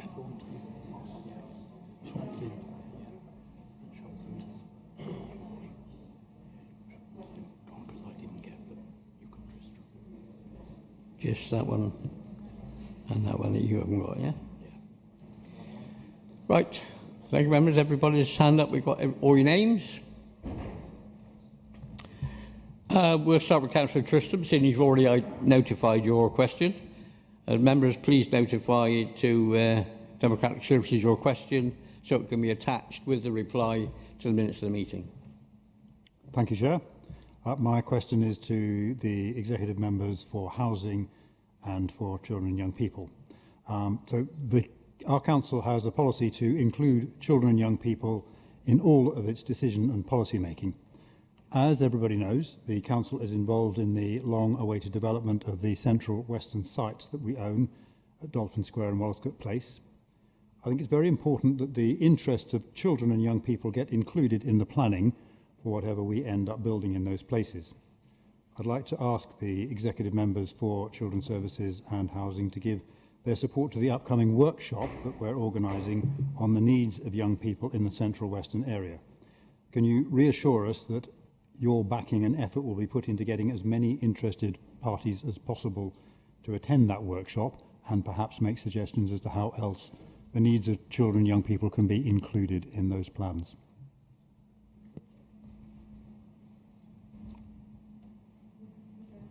Who goes first? Shall I go? Yes. Yes, thank you, Councillor Tristram. As you know, we've talked about this a lot, and other councillors will know that I'm a long-time advocate of child-friendly planning as a concept, and I've talked about it. And I do know from speaking to Councillor Caniford that a lot of these ideas have been incorporated into the local plan. However, I think we can always do more, so I absolutely support this view. I would like to see us adhere more closely to the UN guidelines on housing and how it relates to children. There's quite a lengthy document, but also a nice brief overview of what that means in terms of how we develop new areas, how we look at the existing housing stock we have with families and children in mind. I think we were at a meeting today, Councillor Tristram and I, and it was very much about a concept of how, if you develop a system that will look after perhaps the most vulnerable in society, then that works for the whole of society. And I think this is very much true of housing. If we can develop housing and neighbourhoods that work for children, families and the vulnerable, they work for all of us.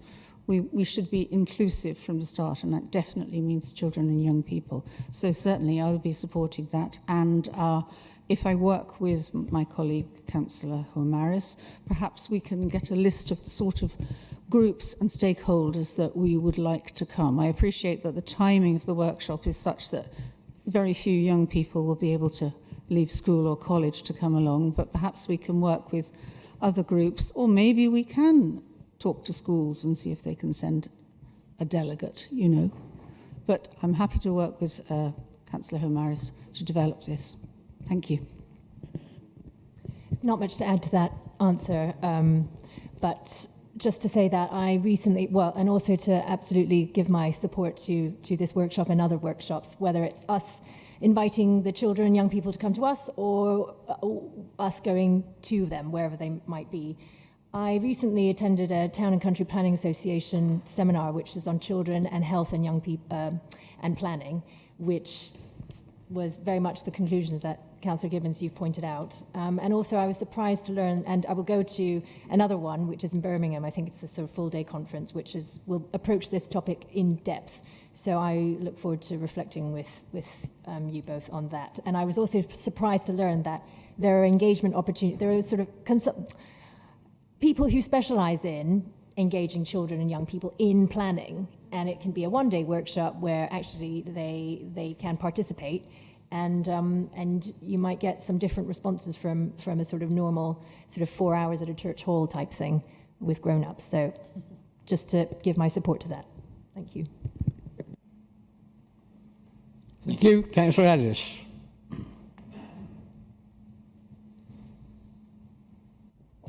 Thank you, Chair.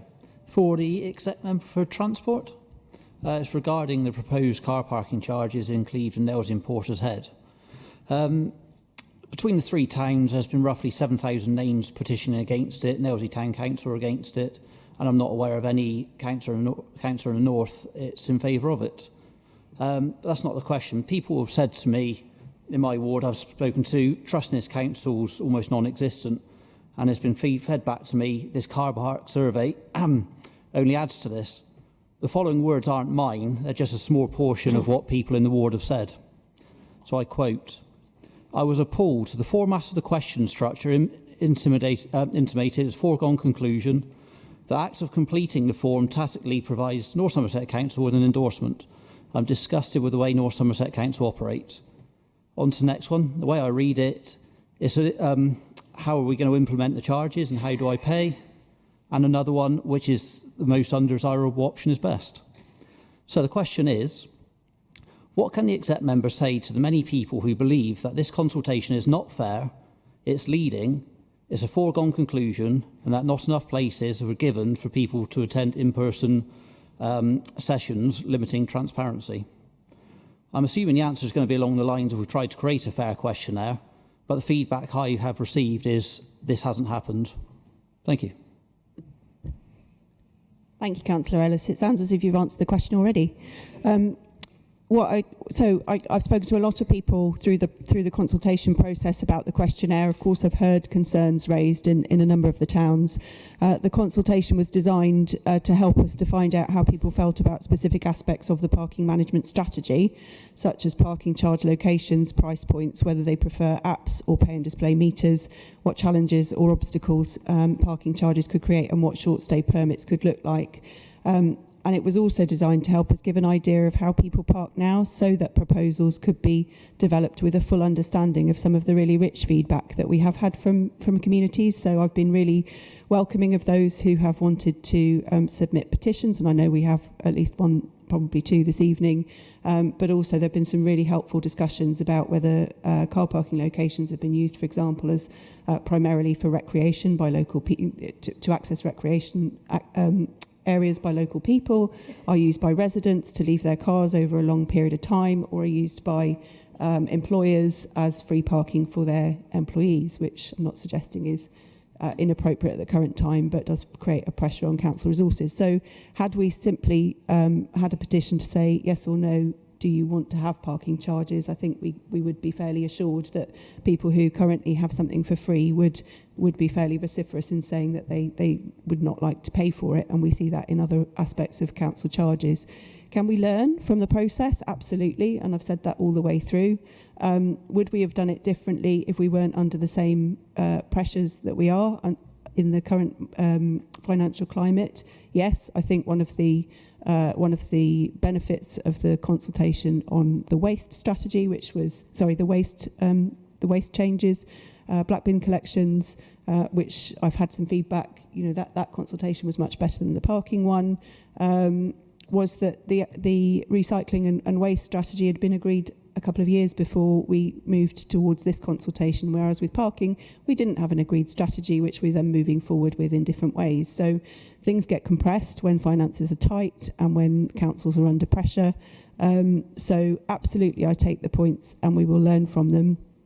I also take the point about trust in the council.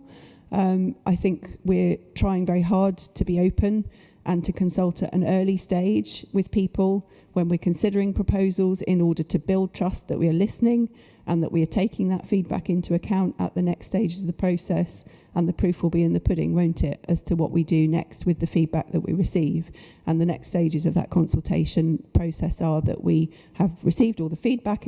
It's closed now. I've said I'm very open. I've been looking at the petitions. I've had some direct correspondence with those who've provided them to me. I've been at face-to-face meetings, both those organised by the council and spoken to people in smaller sessions where they've requested that of me. So I think we have done a great deal actually to try to make those sessions available. Some have been very popular, others actually haven't been very well attended. So I think we probably got the balance right, and certainly we've got some themes coming out of that which will come back for analysis at this current time, for that will be looked at alongside the technical information that's been collected, going to a cross-party working group of members before anything is modelled and proposed fully in order to come back to the executive.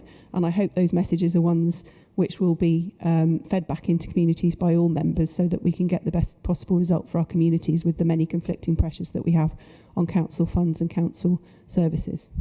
So just very quick supplementary, just a yes, no. Is the car parking charges a formality they're coming in and this is just how, or is it still it might come in? The decision's not been taken, no. Councillor Crawford-Hawley. This is a question, I think, for Councillor Caniford. We made that a London and Manchester-based architectural consultancy has been engaged to look how to spend our LUF money in Grove Park and Marine Lake in Weston-super-Mare.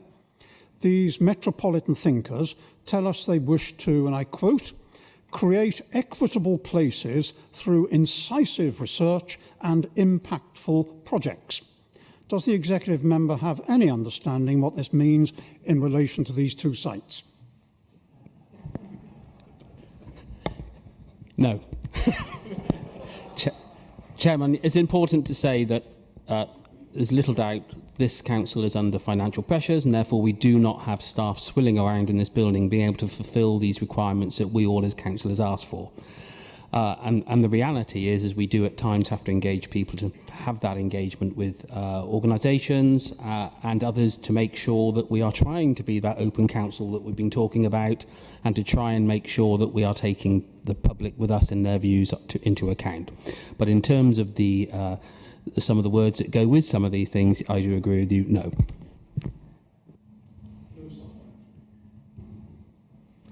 Councillor Dorr.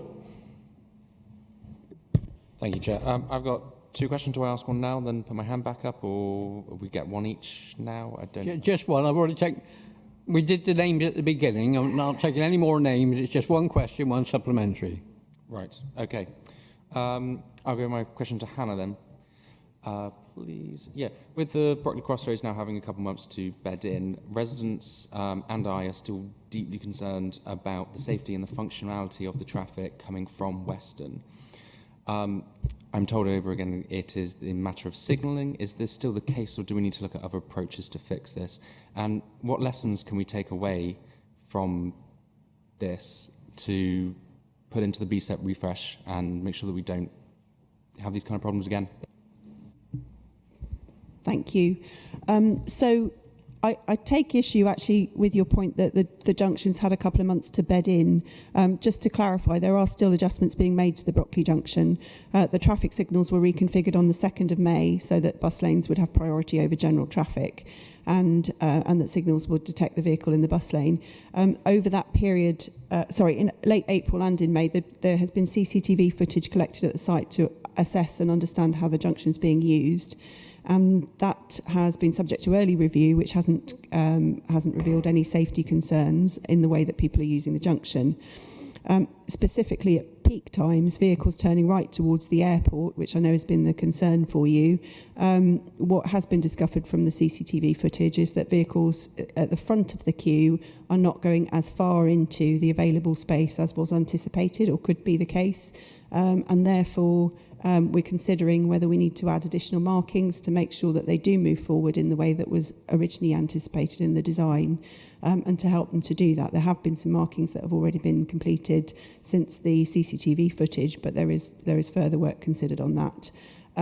It's also shown that in peak times, that although there certainly is a perception that that's holding back traffic from the western direction, that's happening approximately once every 6 cycles of the traffic lights, and not to a significant degree. So it may feel a frustration and a problem to people who happen to be in that moment when it's being held back. But we anticipate we can get some improvement through the work on the markings and so on. There are some further changes that are being worked on with the intelligent lights, and we're working with an external expert consultant on that, and it looks as if we will be able to do those in the next month, or towards the end of a month.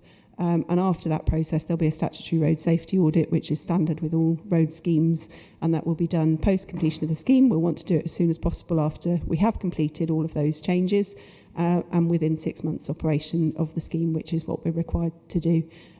So until all of those things have been done, I don't think we're in a position to be saying, you know, that we've finished and it's bedded in and it's not working. In terms of lessons for BSIP, we've got a session on the 27th of June through the scrutiny panel that Councillor Bridger chairs, which looks at lessons learned from Brockley, but also what's been achieved with the other 3 schemes that have been completed.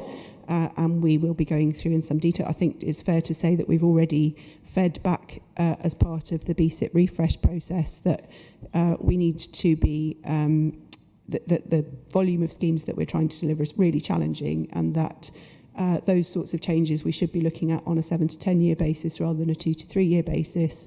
Hence why we wanted to look at the pause currently and make sure that we understand how those schemes are working in order to feed into the next stage.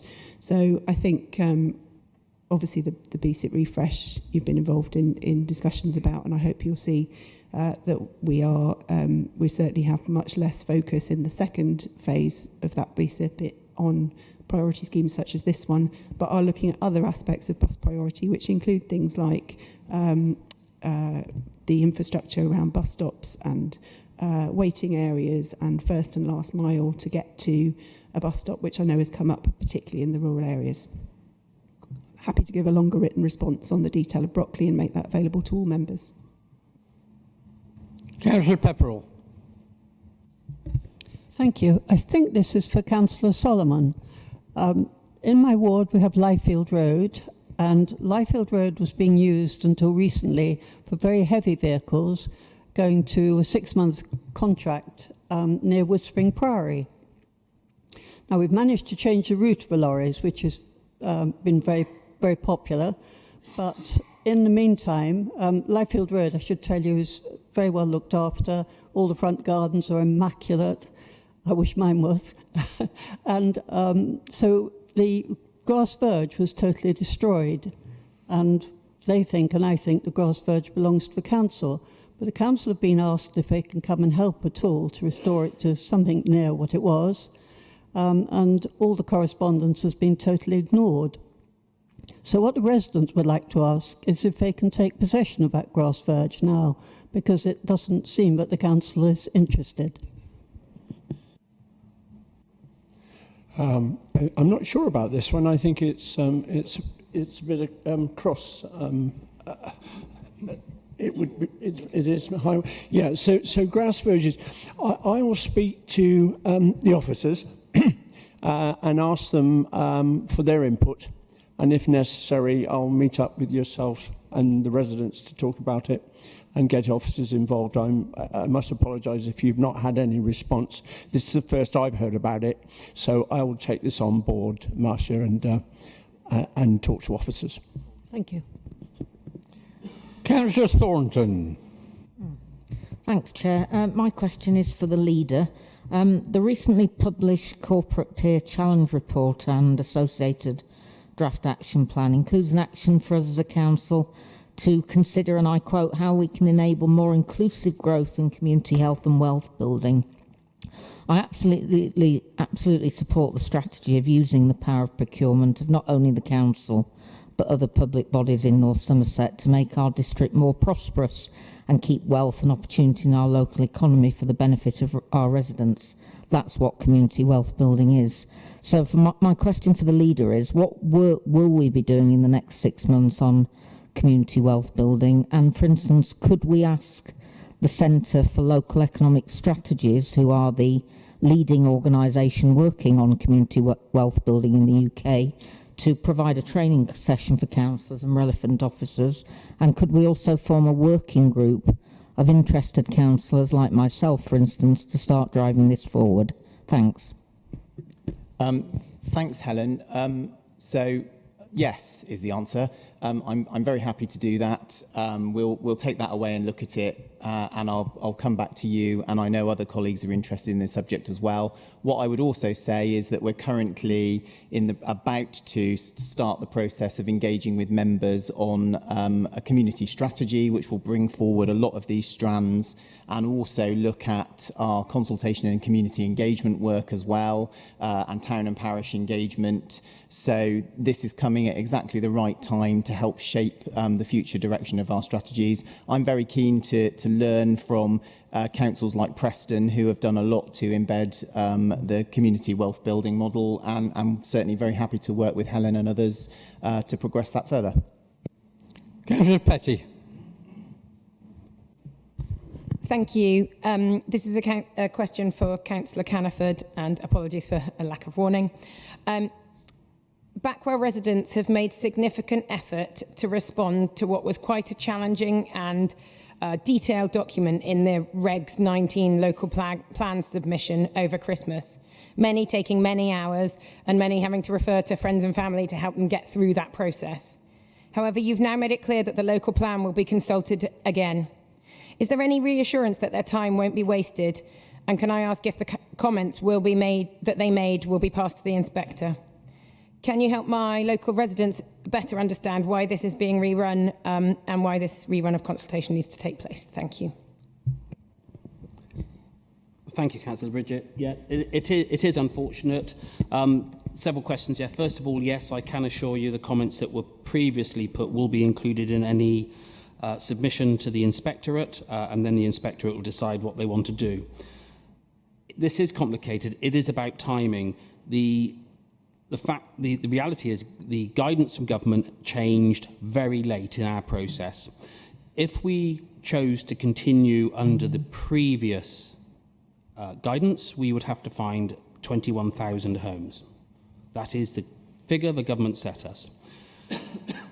By doing this Reg 19 again, going back out to consultation and using our own housing needs assessments, it allows us to be looking at a figure around 15,000, which is probably a more reflective number of what we need in North Somerset. So, yes, it's really important. All I can do is apologise to residents that we're doing it this way, but it is essential that we have a really new look Reg 19. Otherwise, the inspector might simply say, well, hang on a minute, this is just the same as the last one, so we'll do the last one. And therefore, we're going to face pushback, and we'll be asked to find an additional 6,000 houses. And we know what that means in a restricted environment and a restricted area like we have in North Somerset. So yes, their comments will be extremely important. I have raised the issue today, particularly around where there have been no changes, and why can't we use those? But I am assured, and I know the leaders already picked this up as well, the legal view is that if we do not have a completely new Reg 19, there will be pushback by the inspector, who will then push us back to the previous guidance. So all I can do is apologise to residents, but it's the way we have to take it. Thank you. Councillor Chaplin. Thank you, Chair. My question is for the executive member responsible for bin collections. We've had a few issues in North Wales lately, partly down to several bins disappearing. I'd assumed the council had removed these, maybe to save costs, something along those lines. So emailed officers asking if they knew who had given that order. The officers came back to me saying they were unaware the bins were removed, but they would replace them, which is obviously good news. doing a bit of research, it turned out there was more than one bin missing. We had quite a few across North Wales that had been missing and unreported. So what I'm a bit concerned about is that officers weren't told that the bins had been removed, or disappeared, sorry. So staff or contractors or whoever collecting these bins didn't feed back to the officers responsible, so they didn't know to replace them. Because someone's being paid to collect these bins, and I imagine it's pretty hard work, there's obviously an incentive here not to collect them, or at least not to report them being missing. So I was wondering if the exec member could look into how this happened and maybe work with officers to put in place a way to replace bins that moved, or at least have them reported. Thank you. Thank you for your question. I'm a bit surprised because this is the very first I've ever heard of it. No one's raised that issue with me so far, but I'll be very grateful if you could give me a few more details on email, and I promise you I'll look into it. It obviously does sound very odd, and we don't want bins to go missing. Very pleased to hear that some of them have been replaced quickly, though, because that's very good news. But absolutely, if you drop me an email with some further details, I'll look into that for you. Thank you. Just not really supplementing question, but just to comment on that, to say that the bins weren't actually replaced quickly because apparently it takes a long time for the council to order bins. So yes, we're still waiting. So I'd appreciate if you could help with that, and maybe we could build a stock of bins. That would be great. Okay, thank you. And there I was thinking that you were giving us some good news. Either way, I will look into both of those issues for you. Thank you. Councillor Shopland.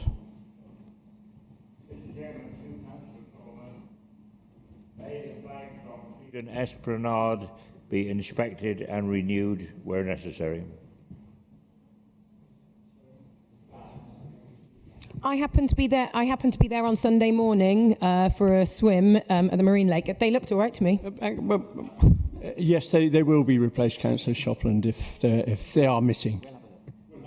Yes, we will investigate that, Councillor Shopland, see what flags are missing, and if necessary, have them replaced. And finally, Councillor Cartman. Thank you, Chair. It's just following up on the comment by Councillor Ellis, please, to Councillor Young. We do need to avoid the impression that the car park review is a foregone conclusion. So will she confirm that if the results of the consultation and the subsequent scrutiny are clear that there is no support for the proposals, that she will recommend to the exec that they are withdrawn and reconsidered? I've said all the way through that I think the consultation is really important. There's a lot of technical work that's been going on behind the scenes to go through things. I've absolutely said that I won't prejudge the issue before we've seen what comes back from that. And therefore, you know, we have to go through that process, and I've described that process today. So I won't say that at this stage. I do have an open mind, as I've always said, and we need to do justice to what people have fed back to us and hear what members have to say as well. Quick supplementary.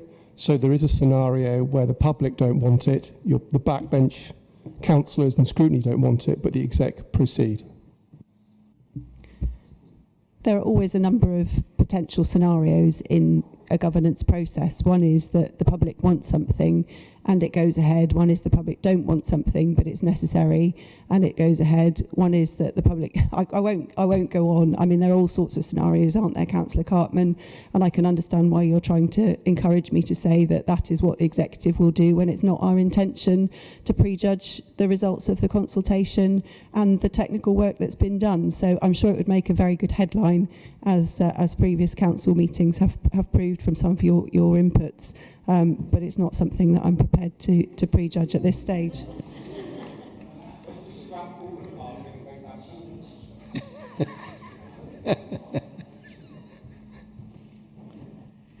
Right, report from outside authorities. Anything from Fire Authority? No, there's been no meetings since our previous. No police meeting in the last period. And I don't think there's been anything from the combined authority. No. Right. In future, these will only appear if there is a report. Right. Takes on to petitions.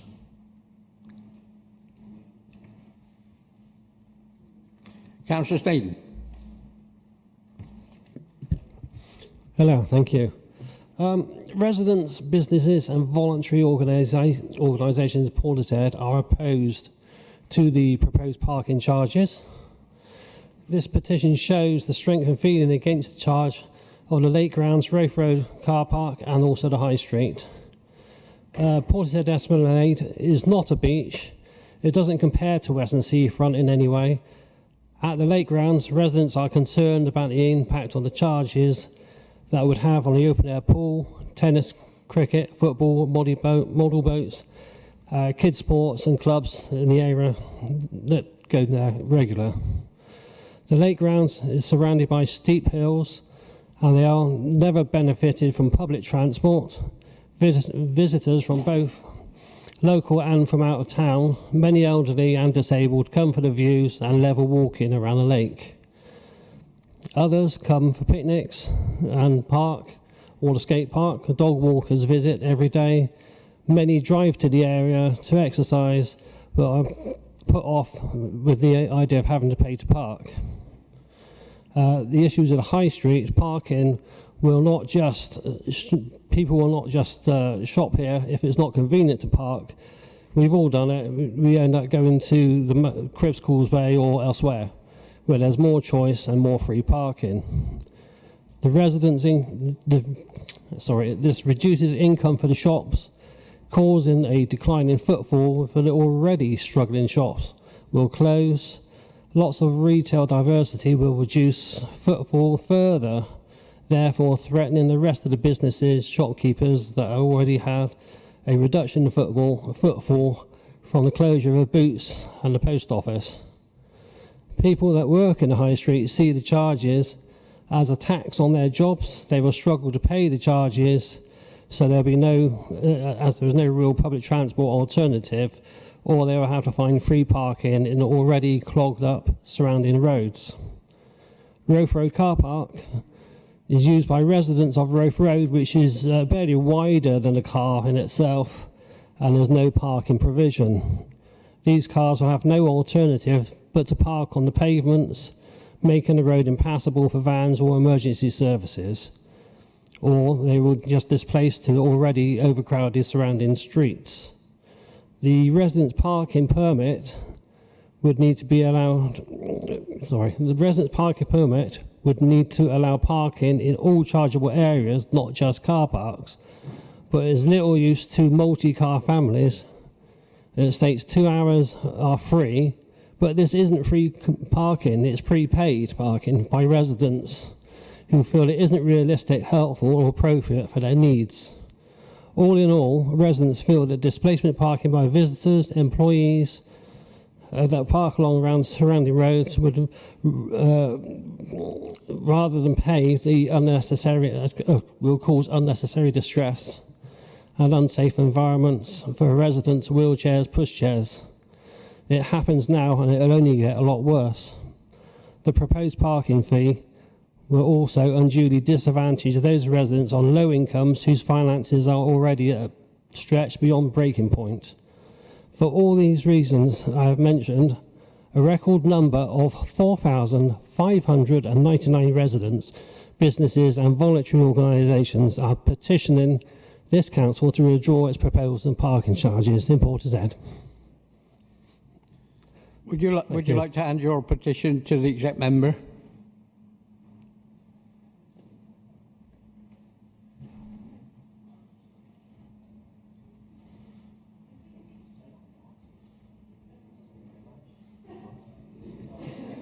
And that will be given due consideration. Right now, petition from Councillor Pryke. Thank you, Chair. Again, this will relate to the introduction of car parking charges within Clevedon, and I am here on behalf of the local shops, cafes, restaurants and other businesses within Clevedon Walton's ward, where the vast majority of the proposed charges would come into force. 2,474 people have signed the petition to which I am speaking to. The introduction of parking charges will drive customers away from Clevedon Centre towards out-of-town shopping areas, as has already been mentioned by the previous speaker, where the parking is free. According to data from the British Retail Consortium, high street footfall can decrease by up to 14% following the introduction of parking charges. Furthermore, it's not just about the economics, it's about preserving what makes Clevedon unique. It's vibrant, brilliant, independent retail sector that adds so much value and charm to our community. What I would reflect personally is that a year ago I came to this chamber with a motion on Clevedon Seafront, which I was asked to withdraw because this council asked for trust, which was why I withdrew it and we went through the process that we did with Clevedon Seafront. To Councillors Young and Bell, I would say that you have spent so much time and effort trying to rebuild the trust in council in Clevedon. It's not gone unnoticed, and you're doing some really good work. I really hope you won't destroy what you've already started by introducing these parking charges. Would you like to also give your petition to the exec member? The exec member has already received it. It should be presented here, but... I can present it to myself via my email, if that's okay. Thank you, Councillor Young. Councillor's Constitution. Members, you're aware that we look at the Constitution annually. On this occasion, there are some proposed amendments to contract standing orders to bring them up to date with the passing of European legislation and us moving towards the Procurement Act, which is due now to come in at the end of October. Standing Order 17A, there's a proposal to allow public speaking for town and parish council representatives. That's being brought forward at the ask of our own chair and vice chair of our planning committee. And then finally, there would be normal updating of references to legislation, particularly around the Procurement Act, but also anything like post titles that may have changed and any of the allowances that would need updating in the mileage rates and those sorts of things. So the proposals are all before you. It has gone to Executive and to Audit Committee, and both are supportive of the changes. Councillor Petty. Hi, I really welcome the offer that town and parish councils can now speak on cases in the planning committee. But I do note that that it requires contacting the council 3 days in advance to make notice of wanting to speak. I do think this is actually quite a barrier, and I'd like to ask that it was reduced to 24 hours. I'm not sure the justification on needing 3 days warning when sometimes the officers put in urgent items at a later date. So when I was sat on the planning committee, occasionally planning officers would release later documents. And at that point, the person who might want to contribute has missed their 3-day deadline. I'd like to ask whether that could be considered for 24 hours in advance. Councillor Malone. Thanks. I think Bridget raises a really good point. Our normal standing orders are for noon the day before. I'm not sure, unless Nick is going to correct me on anything, I'm not quite sure why we've gone for that. Why we've gone for 3 days in there, because for existing public speakers applying to speak for and against, it is noon the previous day. Unless I'm given a shake of the head or something, I don't see why we can't amend that to be the same. But we need to leave that, I think, with the solicitor to confirm first. You are quite correct in terms of the time for public speakers. I think the idea behind the longer time was to give officers a chance, knowing the subject matter, to maybe prepare a response. But certainly from my point of view, in terms of the notice required, I've got no problem with that. Chair, on that basis, I'm happy for it to be amended to the same period then of noon the day before the meeting. My fine seconder. Good. Councillor Shopland.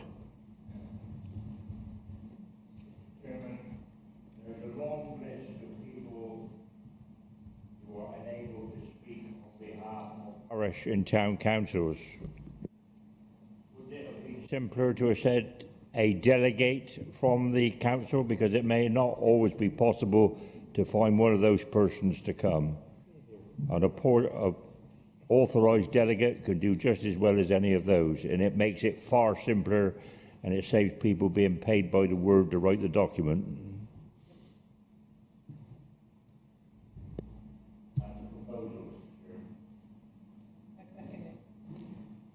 Any other comments?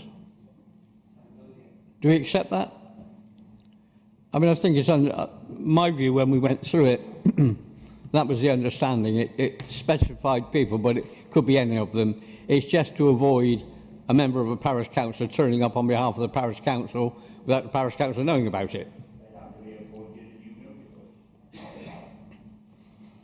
Chair, can I come? Chairman, my only comment there would be if we do have noon the day before, and it could be any member of a parish council, that will then put extra checks on my staff to say, have you got the authority?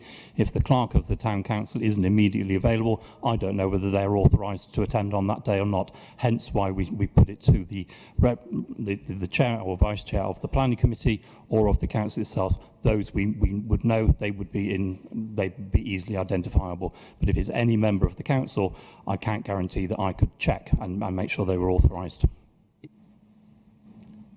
Leader. Could I just suggest that on that one we could just have a bit of a compromise there and just say or their appointed substitute, because I completely agree with what Nick says. It's not reasonable to expect our officers to check, but if the chair of a town council or a parish council said I can't make it but Bob is coming on our behalf, that should be good enough. So would that be okay? Yeah, that would help. We just know who to take the notification from. Right, with those amendments, everybody in favour? Thank you. Any against? Abstentions? No, fine, thank you. Political balance? No change in political balance, so we're still Conservative Party and Independents 15, Liberal Democrats and Independents 12, Labour 10, Green 8, Portishead Independent 4 and Independent of no political group 1. Constitutional appointments, Leader? Chairman, just before we go over to that one, there is one change in political group leaders, and that's with the Green Party. Their deputy leader changes from Stuart McQuillan to Joe Tristram.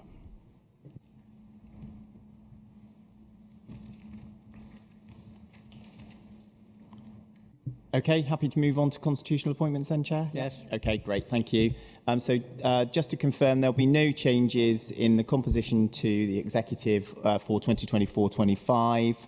And I'm grateful to all my colleagues for all their hard work during our first year, particularly those members who were new as councillors as well as becoming new exec members. I don't think anybody should underestimate the steep learning curve that they have to go through, both to get used to the way the council works and the processes of decision making and so on as a portfolio holder. So I'm really grateful for that.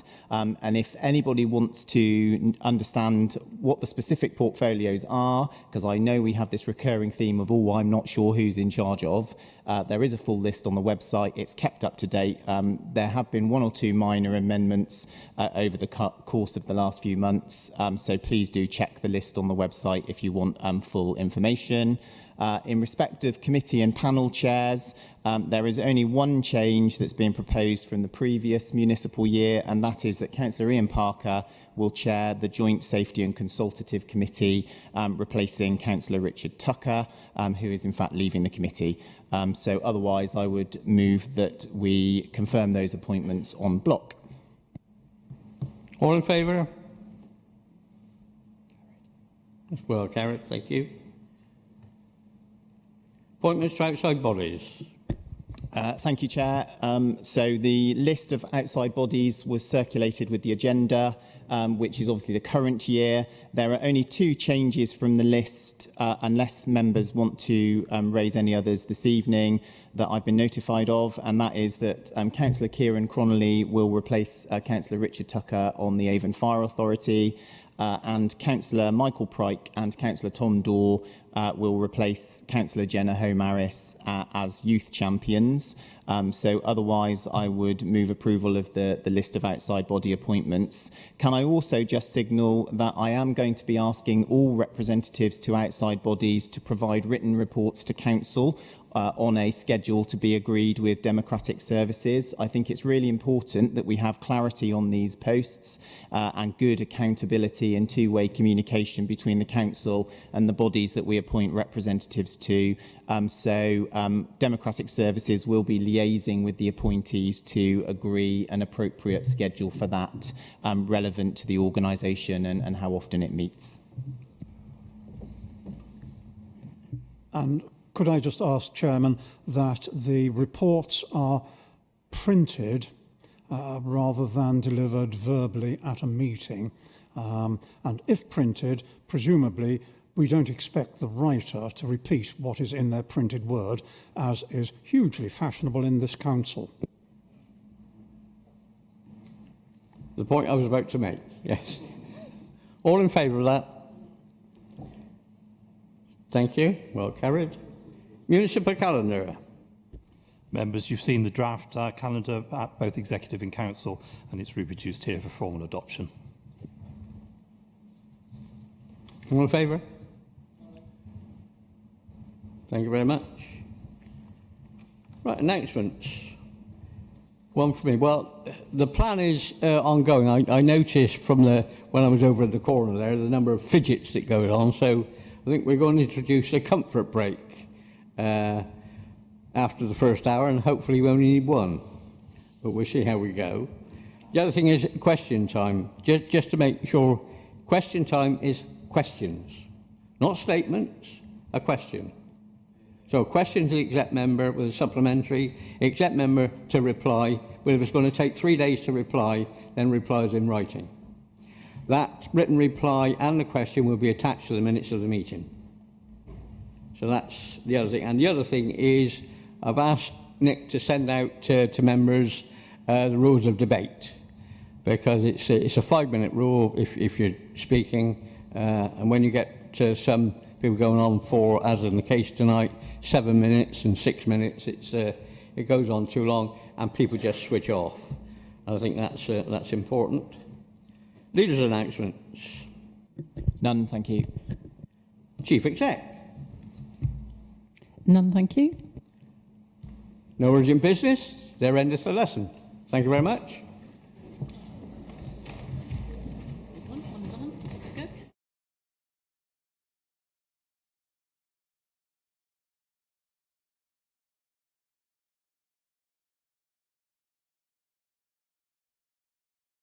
Leader, and I'm sorry I did miss this point, but you see up here a little award. Right, and that is an award for business environment, and this is something Jane Harrison applied for, and we were successful in getting £15,000 for a community project in the town. So we're planning to have a poll with the public to explore the possible results and what we would do with it. But that was the award.